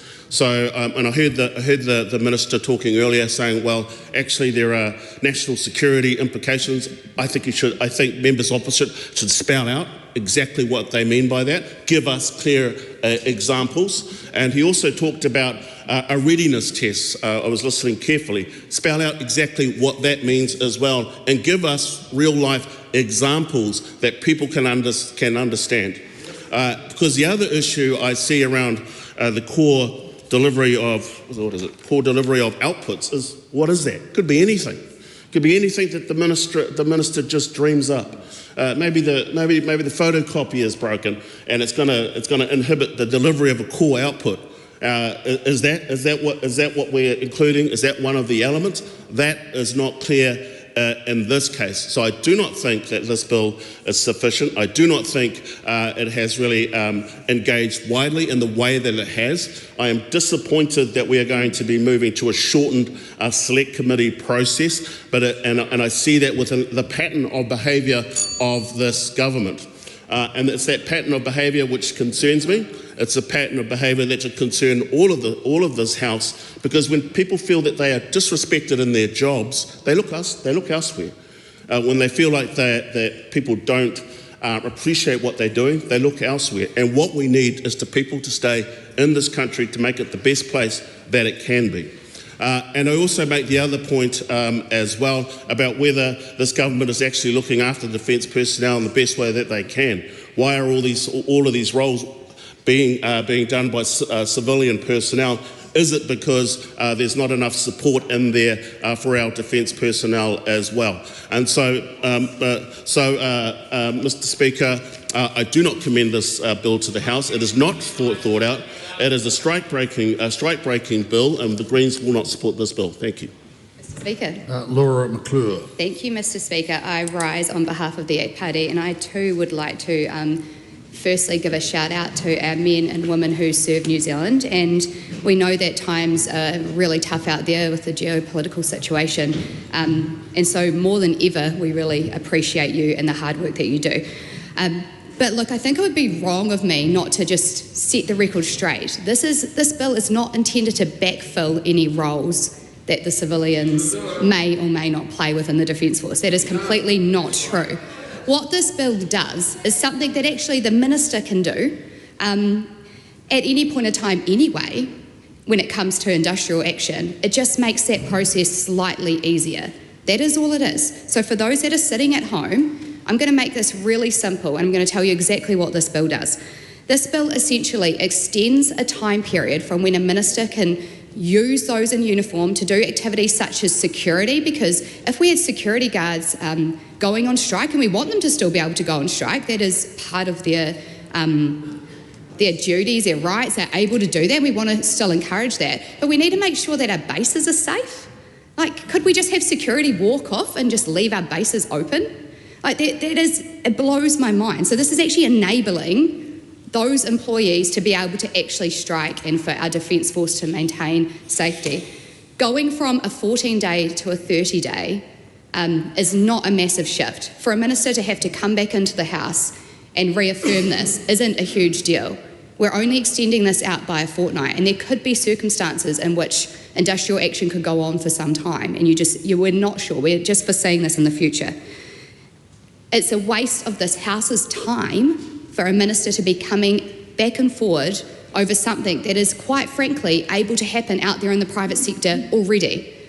And I think as a new MP, I was actually quite amazed that this is something that actually the minister needed to do, because I would have thought that we want to enable any of our civilians doing jobs within the Defence Force to be able to strike a lot easier.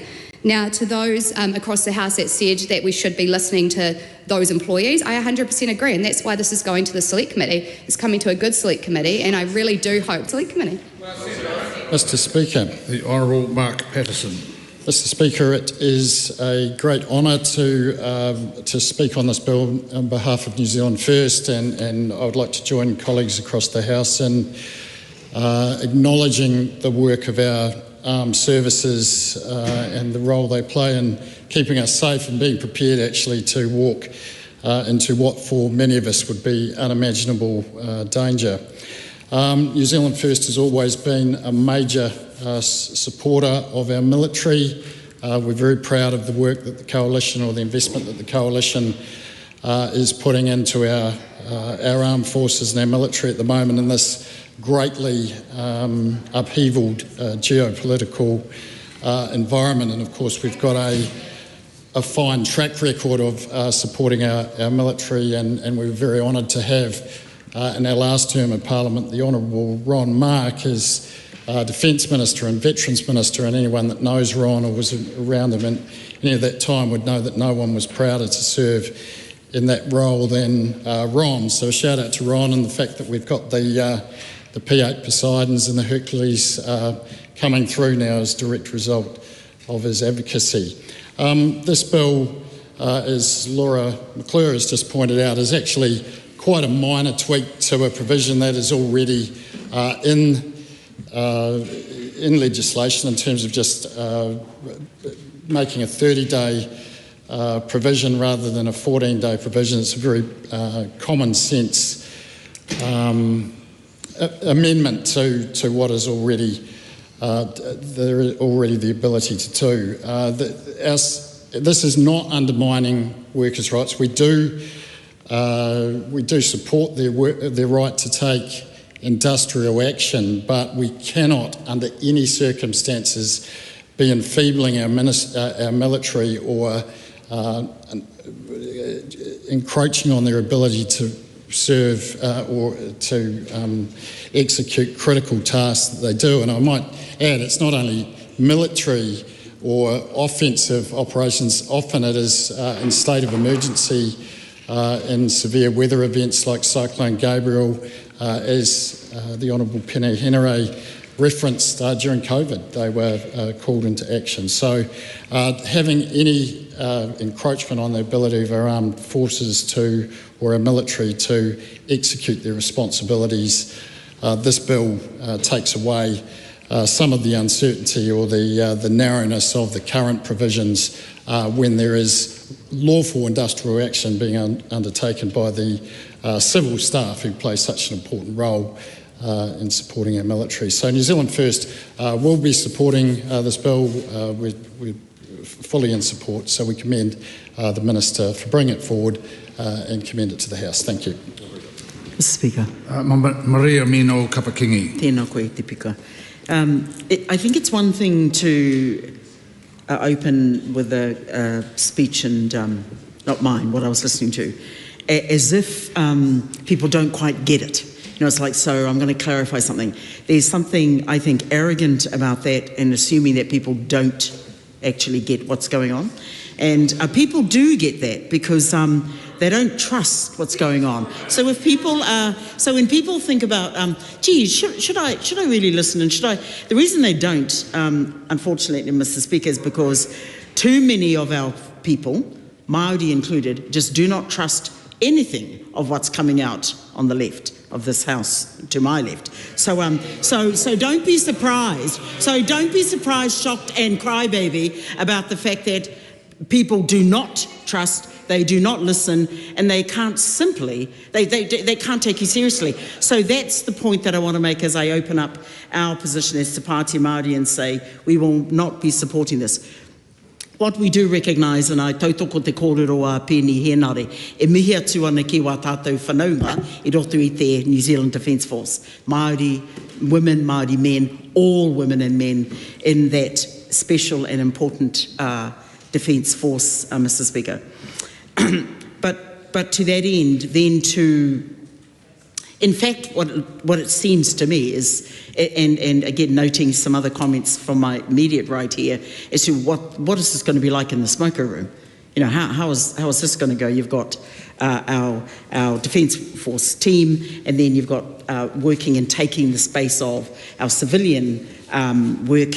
That's not a good, smart or safe way, I think, to treat people. And I think even though, actually just picking up again, that this is already something that can happen in an extension of time, the reason, again, that I want to affirm is that the people don't get those points, and nor do they even probably care about them, because they don't trust overall the approach that this government is taking. And so, and fear what this government is doing. And you would have seen that obviously when 100,000 people walked on this parliament and just said, you're screwing up, change what you're doing. Which of course you haven't taken a bit of notice of. So back to this particular issue. Last year, the members of the public services, that's right, the ACT Party was the only one that agreed to that one, and the rest you woke up and did a good thing and voted against it. So last year, members of the PSA working within the Defence Force were offered a 0% pay increase. The only way they were able to improve that situation was through strike action. That right to strike is what allowed progress to be made, okay? That's how it happened, so they could actually make that happen. So, but this bill threatens to remove that power. If that, okay, it is absolutely true, and you can't be trusted with telling the truth. So I'm just going to carry on. This bill threatens to remove that power. If the armed forces are legally enabled to take over the roles of striking staff, then the impact of striking is effectively neutralised. The strike becomes symbolic without consequence or leverage. This undermines the very purpose of industrial action. No workplace can improve if workers are stripped of meaningful avenues to advocate for their rights. And this bill isn't just an attack on the New Zealand Defence Force civilian staff, it's a gateway for wider attacks on our nurses, our teachers, our firefighters. So I know there's a little bit of crybaby to the left over here, but again, what you're not recognising is that even if the points that you are attempting to make by squealing right now, they might even be relevant. But here's the thing that you're not getting. People do not trust much of anything that you are doing right now. All right, they don't trust you. So why on earth would they even bother listening? They cannot take you seriously, and we do not take you seriously. So the party has no interest in this, and will not be supporting it. Tēnā koe, te pika. Tim Costley. Mr. Speaker, you want to talk about trust. Let me tell you who I trust. I trust the 12,000 Kiwis this morning that got out of bed, put on their uniform and went to serve in our Defence Force, willing to do whatever it is that their country asks of them. And don't tell me on the other side, and we hear it from Labour, and we hear it from Green, and we hear it from Te Pāti Maori, about employment conditions and workplace relations. These people are not employees, they are service people. They serve, they do what their country asks. And the illiteracy of what our Defence Force is and does and who they are on the other side of the house is shocking. People that think that suddenly we're going to have issues in the smoker room, they wouldn't know what one looks like on the inside of the base. The gallant members on this side of the house know exactly what that's like. You want to ask about readiness? Let me explain to Mr. Tuiano what readiness is. It is the people that sit at home through Christmas, through weekends with on rosters to respond to national contingencies, to search and rescue, to a whole range. It's medics, it's technicians, it's soldiers, it's sailors, it's aircrew. People waiting to serve this country, and we should be supporting them. And that means if a civilian workforce want to do what they're legally entitled to do and take industrial action, which does not change, and anyone that says that would be lying, if they want to take that action, we should be supporting them by allowing them to go and do jobs that they already do. There are already military personnel on... Point of order, Maria Mino. I was just wanting to clarify whether, with the hand action, the speaker, the member was referring to a liar or anyone lying, and I hope it wasn't me. Wanted to make that point. It was a general enough clause to not be specifically accusing anyone in particular of lying, but the member will be careful. Mr. Speaker, there are military personnel guarding military bases today. It seems outrageous that we had to come to Parliament to ask them to do that. There are military personnel servicing aircraft, and yet we had to come to Parliament to ask if more could service aircraft. This is a common sense bill. It is something that I would have thought in the national interest every party could unite on. I cannot believe the fundamental attempt at politics on the other side. There is no understanding of what a Defence Force does. There is no respect for them. There is no support for them. That's what this party is all about. This debate is interrupted and set down for resumption next sitting day. The House stands adjourned until 2 p.m. today.